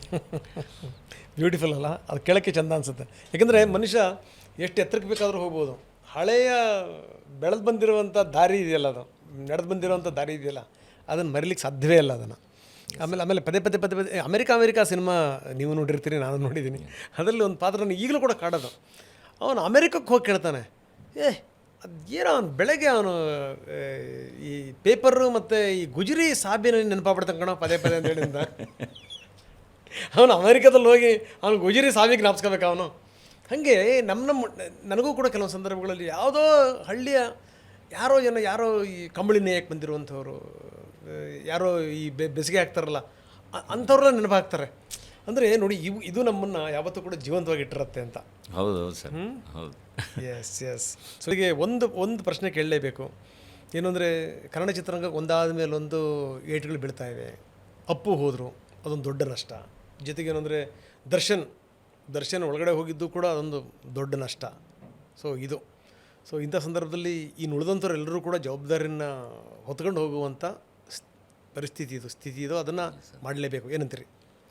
ಅಲ್ಲ, ಖಂಡಿತ ನಿಜ ಸರ್. ಅಂದರೆ ಅದು ಎರಡೂ ಬಹಳ ದೊಡ್ಡ ಪೆಟ್ಟುಗಳೇನೆ. ಅಂದರೆ ಎರಡು ದೊಡ್ಡ ಮರಗಳು, ಎರಡು ದೊಡ್ಡ ಶಕ್ತಿಗಳು. ಐ ಥಿಂಕ್ ನನ್ನ ಫ್ರೆಂಡ್ಸ್ ಹತ್ರ ಹೇಳ್ತಾ ಇದ್ದೆ, ನನಗೇನಾದರೂ ಟೈಮ್ ಟ್ರಾವೆಲ್ ಮಾಡೋಕ್ಕೆ ಅವಕಾಶ ಕೊಟ್ಟರೆ ಆ ಎರಡು ಇನ್ಸಿಡೆಂಟ್ನ ತಡಿತೀನಿ ಅಂತ. ಆ ಎರಡು ಇನ್ಸಿಡೆಂಟ್ಗಳು ಆಗಬಾರ್ದಾಗಿತ್ತು. ಅದು ಬಹಳ ದೊಡ್ಡ ಇಂಪ್ಯಾಕ್ಟ್ ಯಾವಾಗಲೂ ಅಲ್ವಾ? ಬಹಳ ದೊಡ್ಡ ಇಂಪ್ಯಾಕ್ಟ್. ಸೊ ಬಟ್ ನಾವು ಅದು ಕೆಲವೊಂದನ್ನು ಇವಾಗ ನಾವು ಚೇಂಜ್ ಮಾಡೋಕ್ಕಾಗಲ್ಲ. ಬಟ್ ಮುಂದಕ್ಕೆ ಏನು ಮಾಡ್ಬೋದು ಅನ್ನೋದನ್ನು ನಿಜ ಯೋಚನೆ ಮಾಡಿ ಕೆಲಸ ಮಾಡಿಕೊಂಡು ಹೋಗಬೇಕು. ನಿಜ. ಇನ್ನೊಂದು ಅವಾಗವಾಗ ಒಂದು ಸಂಬಂಧಪಟ್ಟಿರುವಂಥ ಒಂದು ಪ್ರಶ್ನೆ ಹರಿದಾಡ್ತಿರುತ್ತೆ. ಅದು ನಿಮಗೆ ಸಂಬಂಧ ಇದೆಯೋ ಇಲ್ವೋ ಅಥವಾ ಮುಂದೇನಾದರೂ ಅದು ಬರ್ಬೋದೇನೋ ಗೊತ್ತಿಲ್ಲ. ಈ ಎಲ್ಲ ಸಿನಿಮಾದ ಪಯಣ ಒಂದು ಹಂತಕ್ಕೆ ಬಂದಾದಮೇಲೆ ಡಾಲಿ ರಾಜಕೀಯಕ್ಕೂ ಹೋಗ್ಬೋದು ಅಂತ. ಇಲ್ಲ ಅಂದರೆ ಬಹಳ ಜನ ಹೇಳ್ತಾರೆ, ಕೇಳ್ತಾರೆ ಕೂಡ. ಬಟ್ ಅದು ಅಂದರೆ ಈಗ ನಾನು ಆ್ಯಸ್ ಆ್ಯನ್ ಆ್ಯಕ್ಟರ್ ನಾನು ಭಾಳ ಎಂಜಾಯ್ ಮಾಡ್ತೀನಲ್ಲ. ನನಗಿನ್ನೂ ನಾನು ಆ್ಯಕ್ಟ್ರಾಗಿ ಏನೇನೋ ಮಾಡಬೇಕು ಅಂತ ಭಾಳ ಆಸೆ ಇದೆ. ಸಿನಿಮಾ ಎಷ್ಟೊಂದು ಪಾತ್ರಗಳು ಮಾಡಬೇಕು, ಇನ್ನೇನೋ ಮಾಡಬೇಕು ಅಂತ. ಸೊ ಫಸ್ಟು ಅದು ನನ್ನನ್ನೆಲ್ಲೂ ಬಿಡಲ್ಲ, ನನ್ನಲ್ಲಿ ಒಳಗಿರೋ ಒಬ್ಬ ಕಲಾವಿದ. ಆ್ಯಂಡ್ ಇನ್ನೊಂದು ರಾಜಕಾರಣ, ಐ ಥಿಂಕ್ ಅದು 24/7 ಜಾಬ್ ಅನಿಸುತ್ತೆ. ಆ್ಯಂಡ್ ಅಂದರೆ ಅದು ರೆಸ್ಪೆಕ್ಟ್ಫುಲ್ ಜರ್ನಿಯಾಗಿ ಉಳ್ಕೊಂಡಿಲ್ಲ. ಇವಾಗ ನಾನೊಂದು ಕಡೆ ನೀವೊಂದು ಕಡೆ ಇದ್ದೀರಾ ಅಂದರೆ ನಾವು ಭಾಳ ಗೌರವಯುತವಾಗಿ ಒಬ್ರನ್ನೊಬ್ಬರು ಏನು ಟೀಕೆ ಮಾಡಿ ಈ ಕೆಲಸ ಹಿಂಗಾಗಬೇಕು, ಇದು ಹಿಂಗೆ ಅಂತ ಕೆಲಸಗಳ ಜೊತೆಗೆ ಒಡೆದಾಡೋದಿದೆಯಲ್ಲ. ಡೆಮಾಕ್ರಸಿಲಿ ಅಪೋಸಿಷನ್ ಮತ್ತು ರೂಲಿಂಗ್ ಎರಡೂ ಇದೆಯಲ್ಲ, ಎರಡೂ ಭಾಳ ಇಂಪಾರ್ಟೆಂಟ್ ಅದು. ಸೊ ಅದು ಬಹಳ ಚೆನ್ನಾಗಿ ಬೇರೆ ಥರ ಆಗಬೇಕಾಗಿರೋದು, ಅದು ಕಟ್ಟೋ ಕೆಲಸ. ಅದೆಲ್ಲ ಹಂಗೆ ಆಗ್ತಾಯಿಲ್ಲ. ಎಲ್ಲ ಪರ್ಸ್ನಲ್ ಆಗಿ ಏನೋ ಆಗಿ ಅದು ಬೇರೆ ಥರದ್ದು ಅಲ್ಲೇನೋ ನಡೀತಾ ಇರುತ್ತಲ್ಲ, ಅದು ನೋಡಿದಾಗೆಲ್ಲ ಭಯ ಆಗುತ್ತೆ. ಅಯ್ಯೋ, ಇದು ಹಿಂಗೆ ಇಲ್ಲಿ ಹೋಗಿ ಹೊಡೆದಾಡೋಕ್ಕಾಗುತ್ತಾ ಅಂತ ಅನಿಸುತ್ತೆ. ಅಂದರೆ ಐ ಥಿಂಕ್ ಎಲ್ಲ ಥರನೂ ಕಾಂಟ್ರಿಬ್ಯೂಟ್ ಮಾಡ್ಬೋದು. ಐ ಥಿಂಕ್ ಆರ್ಟಿಸ್ಟ್ಗಳಾಗಿ ಇದ್ಕೊಂಡೇನೂ ಕಾಂಟ್ರಿಬ್ಯೂಟ್ ಮಾಡ್ಬೋದು. ಖಂಡಿತವಾಗ್ಲೂ. ಬಟ್ ನನಗೆ ಭಾಳ ಖುಷಿಯಾಗಿದ್ದು ಅದೊಂದು ಧೈರ್ಯ ತೊಗೊಂಡು ತುಂಬ ದೊಡ್ಡದಾಗಿ ನಮ್ಮ ತಲಪತಿ ವಿಜಯ್ ಅವ್ರದ್ದು ಅಂದರೆ ರೋಗಿ. ಬಟ್ ಅಂದರೆ ಡಿಫ್ರೆನ್ಸ್ ಮಾಡೋಕ್ಕೆ ಆ್ಯಕ್ಚುಲಿ ಬಹಳ ದೊಡ್ಡ ಸ್ಥಾನ ಅದು, ಬಹಳ ದೊಡ್ಡ ಸ್ಥಾನ. ಅಂದರೆ ಜನಗಳ ಬದುಕಲ್ಲಿ ಬಹಳ ದೊಡ್ಡ ಡಿಫ್ರೆನ್ಸ್ನ ಮಾಡೋವಂಥ ಜಾಗ ಅದು. ಸೊ ಅಲ್ಲೋಗಿ ಕೂತಿರೋದು ಬಹಳ ಖುಷಿ ನನಗೆ. ಅಂದರೆ ಅವರು ಆ್ಯಸ್ ಅನ್ ಆ್ಯಕ್ಟರ್ ಎಲ್ಲ ನೋಡಿದ್ದೀವಿ, ಬಟ್ ಆ್ಯಸ್ ಎ ಲೀಡರ್ ಏನು ಡಿಫ್ರೆನ್ಸ್ ಮಾಡ್ತಾರೆ ಅಂತ ನಾನು ನೋಡೋಕ್ಕೆ ಕಾಯ್ತಾ ಇದ್ದೀನಿ. ಆ್ಯಂಡ್ ಇಟ್ ಟೇಕ್ಸ್ ಟೈಮ್ ಅಲ್ಲ. ಸೊ ಒಂದೊಂದು ಸರಿ ಅದೆಲ್ಲ ನೋಡಿದಾಗ ಇನ್ಸ್ಪೈರು ಆಗುತ್ತೆ. ಅದಾದಮೇಲೆ ಅಯ್ಯೋ, ಇದು ಹಿಂಗೆಲ್ಲ ಇದೆಯಲ್ಲ, ಇದು ಇಲ್ಲ, ನಾವು ಕಲಾವಿದರು ಆರಾಮಾಗಿ ಇಲ್ಲೂ ಏನೋ ಇದ್ಕೊಂಡು ಡಿಫ್ರೆನ್ಸ್ ಮಾಡ್ಬೋದು, ಟ್ರೈ ಮಾಡೋಣ ಅಂತ ಅನಿಸುತ್ತೆ. ಓಕೆ, ಈ ಮದರ್ ಪ್ರಾಮಿಸ್ ಬಗ್ಗೆ ಮಾತಾಡ್ತಾ ಇದ್ವಿ ನಾವು. ಈಗ ನಮ್ಮ ವೀಕ್ಷಕರಿಗೆ ನೀವು ಕೊನೆಯದಾಗಿ ನೀವು ಕೊಡುವಂಥ ಪ್ರಾಮಿಸ್ ಏನು ಅಂತ? ಇವತ್ತು ಇವತ್ತು ಹೆಂಗಾಗಿದೆ ಅಂದರೆ, ಯಾರೇ ಸಿನಿಮಾ ಚೆನ್ನಾಗಿದೆ ಅಂತ ಹೇಳಿದ್ರು, ಈಗ ನಾವೇ ಎಷ್ಟೊಂದು ಸರಿ ನಾವು ಒಳ್ಳೆ ಸಿನಿಮಾ ಮಾಡಿದ್ದೀವಿ ಅಂತ ಹೇಳಿದ್ರು ಪ್ರೇಕ್ಷಕರಿಗೆ ಅದನ್ನು ಅವರು ನಂಬೇಕೋ ಬೇಡವೋ ಅನ್ನೋ ಥರನೇ ಇದ್ದಾರೆ. ಯಾಕಂದರೆ ಆ ಥರದ್ದು ಭಾಳಷ್ಟು ಅನುಭವಗಳು ಅವ್ರಿಗೆ ಆಗ್ತಾ ಇರುತ್ತೆ. ಅಂದರೆ ಸೋಷಿಯಲ್ ಮೀಡ್ಯಾದಲ್ಲಿ ಬರೋದೆಲ್ಲದು ಸತ್ಯನೇ ಅಲ್ಲ, ಯಾವ್ದು ಸತ್ಯ ಯಾವ್ದು ಸುಳ್ಳು ಏನೂ ಗೊತ್ತಾಗ್ತಾನೆ ಇಲ್ಲ. ಸೊ ಹಾಗಾಗಿ ಪ್ರೇಕ್ಷಕನಿಂದ ಪ್ರೇಕ್ಷಕನಿಗೆ ವಿಷಯ ಹೋದರೆ ಮಾತ್ರ ಅದು ಇವತ್ತು ನಿಜ ಅಂತ ಅವ್ರಿಗೆ ಗೊತ್ತಾಗೋದು ಅಥವಾ ನಂಬೋದು ಅಂತ. ಸೊ ಮದರ್ ಪ್ರಾಮಿಸ್ ವಿಚಾರಕ್ಕೆ ಬಂದರೆ, ಸಿನಿಮಾ ನೋಡಿರೋರನ್ನ, ಸಿನಿಮಾ ಥಿಯೇಟ್ರಲ್ಲಿ ಕೂತು ನಕ್ಕು ಎಂಜಾಯ್ ಮಾಡಿರೋರನ್ನ ಕೇಳಿ, ಅವ್ರು ನಿಮಗೆ ಖಂಡಿತ ಚೆನ್ನಾಗಿದೆ ಅಂತಲೇ ಹೇಳ್ತಾರೆ. ಥಿಯೇಟ್ರಿಗೆ ಹೋಗಿ ಸಿನಿಮಾ ನೋಡಿ. ಇದು ಗುಂಪಲ್ಲಿ ಹೋಗಿ ಥಿಯೇಟ್ರಲ್ಲಿ ಕೂತ್ಕೊಂಡು ನಕ್ಕು ನೋಡೋವಂಥ ಸಿನಿಮಾ. ಆ್ಯಂಡ್ ಹೊಸ ನಿರ್ದೇಶಕರು, ಹೊಸ ಹುಡುಗರುಗಳು ತುಂಬ ಜನ ಕೆಲಸ ಮಾಡಿ ತುಂಬ ಜನ ಚೆನ್ನಾಗಿ ನಿಮ್ಮನ್ನು ಎಂಟರ್ಟೈನ್ ಮಾಡ್ತಾರೆ. ಇದು ನನ್ನ ಪ್ರಾಮಿಸ್. ಥಿಯೇಟ್ರಲ್ಲೇ ನೋಡಿ. ಹೀರೋ ಹೋಂಡಾ ಸ್ಪ್ಲೆಂಡರ್ ಇದೆಯಲ್ಲ ಅದು ನನಗೆ ಹೆಂಗೆ ಕನೆಕ್ಟ್ ಆಯಿತು ಅಂತಂದರೆ ನಾನು ಫಸ್ಟ್ ದುಡ್ಡು ತಗೊಂಡಿದ್ದು ಹೀರೋ ಹೋಂಡಾ ಸ್ಪ್ಲೆಂಡರ್ನೇ. 20 ರೂಪಾಯಿ ಪೆಟ್ರೋಲ್ ಹಾಕಿದ್ರೆ ಸಾಕು. ಅಷ್ಟೇ ನೋಡಿ ಹೆಂಗಿದೆ. ಅದಕ್ಕೆ ಏನು ಪೆಟ್ರೋಲ್ ಖಾಲಿ ಆದರೂ ಒಂದು 20 ಕಿಲೋಮೀಟ್ರ್ ಹೋಗುತ್ತೆ ಅಂತ. ಹೌದು, ಅದು ಬೇರೆ. So very happy. ಕೊನೆದಾಗ ಒಂದು ಮಾತನ್ನು ಹೇಳಲೇಬೇಕು, ಏನು ಅಂದರೆ ನೀವು ಎಲ್ಲಿ ಮೊದಲು ಪರಿಚಯ ಆಗಿದ್ದು? ನಮ್ಮ ಗುರುಪ್ರಸಾದ್ ಸರ್ ಆಫೀಸಲ್ಲಿ. ನಾನು ಆ್ಯಕ್ಚುಲಿ ನಿಮ್ಮನ್ನು ನೋಡಿದ್ದೊಬ್ಬರು ಕಲಾವಿದರಾಗಿ ನಾನು ಕೂತಿದ್ದೆ. ಆ್ಯಂಡ್ ಅವರು ನಿಮಗೆ ಇದು ಮಿಮಿಕ್ರಿ ಎಲ್ಲ ಮಾಡ್ತಿರಲ್ಲ ಮಾಡಿ ಅಂತ. ನಾವು ನೀವೆಲ್ಲ ಮಾಡಿದಾಗ ಅಯ್ಯೋ ಇವರು ಏನು ಜರ್ನಲಿಸ್ಟ್ ಅಂತ ಹೇಳ್ತಾರೆ, ಇಷ್ಟು ಚೆನ್ನಾಗಿ ಮಿಮಿಕ್ರಿ ಎಲ್ಲ ಮಾಡ್ತಾರಲ್ಲ ಅಂತ. ಆ್ಯಂಡ್ ಮಿಮಿಕ್ರಿ ಮಾಡಿದ್ರಿ, ಕವಿತೆ ಹೇಳಿದ್ರಿ, ಹನಿಗವಿತೆಗಳನ್ನ ಹೇಳಿದ್ರಿ. ಅದು ನನಗೆ ಅದೇ ನೆನಪಿರೋದು. ನನಗೆ ಅದ್ರದ್ದು ಒಂದು ಲೈನು ನಾನು ನೆನೆಸ್ಕೊತಾ ಇದ್ದೆ ಇವತ್ತು ಬರ್ತಾ. ಏನೋ ಏನಾದರೂ ತಿನ್ಸಾಯ್ಬಾರ್ದ ಅಂದರೆ ಸಂಡೇ ಡಯಟ್ ಬಗ್ಗೆ ಏನಾದ್ರು ತಿನ್ಸೇಬಾರ್ದು ನಿಮ್ಮ ಮುಂಡೆ ಅಂಡದ್ದು ಮೊಟ್ಟೆ ಎಷ್ಟು ವರ್ಷದ ಹಿಂದಿನ. ನನಗೂ ಕೂಡ ನನಗೆ ಡಾಲಿ ಧನಂಜಯ ಅಂದ ತಕ್ಷಣವೇ ಭಾಳ ಹತ್ತಿರಕ್ಕೆ ಬಂದುಬಿಡ್ತೀರಿ ನೀವು. ಕಾರಣ ಏನು ಅಂದರೆ ನಾನು ನಿಮಗೆ ಅಲ್ಲಿಂದ ನೋಡೀನಿ. ಜೊತೆಗೇನು ಅಂದರೆ ನಿಮ್ಮಿಂದ ಒಂದು ಪ್ರಾಮಿಸ್ ಸಿಕ್ಕಿದೆ, ಏನು ಅಂದರೆ ನಿರಂತರವಾದ ಶ್ರಮ ಮಾಡ್ತೀನಿ ಅಂತ. ಸೊ ಅದು ಯಾಕಂದರೆ ನೀವು ಪಟ್ಟಿರೋ ಪಾಡೇನಿದೆಯಲ್ಲ ಅದನ್ನು ಭಾಳ ಹತ್ತಿರದಿಂದ ಕಂಡಿರುವಂಥವ್ರು ನಾವು. ಅದಕ್ಕೋಸ್ಕರ ಮತ್ತೊಂದು ಸರಿ ನಮ್ಮ ಪ್ರಾಮಿಸ್ ಏನು ನಿಮಗೆ ಅಂತಂದರೆ, ನೀವೇನಿದ್ರೂ ಕೂಡ ನಮಗೆ ನೇರವಾಗಿ ಹೇಳಬೇಕು, ಸರ್ ಇದೊಂದು ಕಾರ್ಯಕ್ರಮ ಮಾಡಬೇಕು, ರೀಸನ್ ಕೊಡೋಂಗಿಲ್ಲ, ದಯವಿಟ್ಟು ಮಾಡಬೇಕು ನೀವು ಅಂತೇಳಿ ಅಂತ. Thank you sir. ಸೊ ಅದು ಆ ಹಕ್ಕು ನಿಮಗಿದೆ. Thank you sir. Love you. Thank you very much. ಭಾಳ ಅದ್ಭುತವಾಗಿ ಮಾತಾಡಿದ್ರಿ. ಭಾಳ ನಿರೀಕ್ಷೆಗಳಿದೆ ನಿಮ್ಮ ಬಗ್ಗೆ. Yes sir. ಖಂಡಿತ ಅದನ್ನು ಉಳಿಸ್ಕೊಳ್ಳೋ ಕಡೆ ನನ್ನ ಎಲ್ಲ ಪ್ರಯತ್ನ ಮಾಡ್ತೀನಿ. ಯಾಕಂದರೆ ಜೀವನದಲ್ಲಿ ಕಷ್ಟಪಟ್ಟಿರಲ್ಲ. ಕುವೆಂಪುರ ಕಡೆ ಒಂದು ಮಾತು ಹೇಳ್ತಾರೆ, ಆತ್ಮವಚ್ಚಿದವೆಂದು ಜನ್ಮಗಳ ಬಹವೆಂದು ಮೃತ್ಯುನಶ್ವರವೆಂದು ಭಾರತಿಗೆ ಜಯವೆಂದು, ನಡೆ ಮುಂದೆ ನುಗ್ಗಿ ನಡೆ ಮುಂದೆ ಕುಗ್ಗದಿಯೇ ಜಗ್ಗದಿಯೇ ನುಗ್ಗಿ ನಡೆ ಮುಂದೆ ಅಂತ. ಸೊ ಆ ಮನೋಭಾವನೆ ನಿಮ್ಮಲ್ಲಿದೆ. Great sir. Thank you very much. Thank you sir. Thank you. ಇದು ಡಾಲಿ ಧನಂಜಯ್ ಅವರ ಜೊತೆಗಿನ ಮಾತು. ಸಾಕಷ್ಟು ಪ್ರಾಮಿಸ್ಗಳು ಬಂದವು. ಅದರಲ್ಲಿ ಏನು ಪ್ರಾಮಿಸ್, ಏನಪ್ಪ ದೊಡ್ಡ ಪ್ರಾಮಿಸ್ ಅಂತಂದರೆ, ನಿರಂತರವಾಗಿ ನಾನು ಕನ್ನಡ ಚಿತ್ರಗಳನ್ನು ಮಾಡ್ತಾ ಇರ್ತೀನಿ. ಅಷ್ಟೇ ಅಲ್ಲ, ಈ ಜನರಲ್ಲೇನು ಒಂದು ಬದಲಾವಣೆ ನೋಡ್ತಾ ಇದ್ದೀವಲ್ಲ, ನಾವು ಒಂದು ಮನಸ್ಥಿತಿ ಬದಲಾಗಿದ್ದಿಲ್ಲ ಕನ್ನಡ ಚಿತ್ರರಂಗ ಅನ್ನೋದು, ಅದನ್ನು ಬದಲಾಯಿಸ್ತೀನಿ ನಾನು ಅಂತ. ನಿಜಕ್ಕೂ ಡಾಲಿ ಖಂಡಿತವಾಗಲೂ ಮಾಡ್ತಾರೆ. ತಪ್ಪದೇ ಅವರ ಸಿನಿಮಾಗಳನ್ನು ನೋಡಿ. ಬರೀ ಮದರ್ ಪ್ರಾಮಿಸ್ ಮಾತ್ರ ಅಲ್ಲ, ಎಲ್ಲ ಸಿನಿಮಾಗಳನ್ನು ಕೂಡ ನೋಡಬೇಕು. ಅದು ಪ್ರತಿಯೊಬ್ಬ ಕನ್ನಡಿಗನ ಕರ್ತವ್ಯ. ನಿಜಕ್ಕೂ ನಾವು ಅವ್ರಿಗೆ ಮಾಡ್ತಿರೋಂಥ ಉಪಕಾರ ಅಲ್ಲ, ಇದು ನಮ್ಮ responsibility. Thank you very much.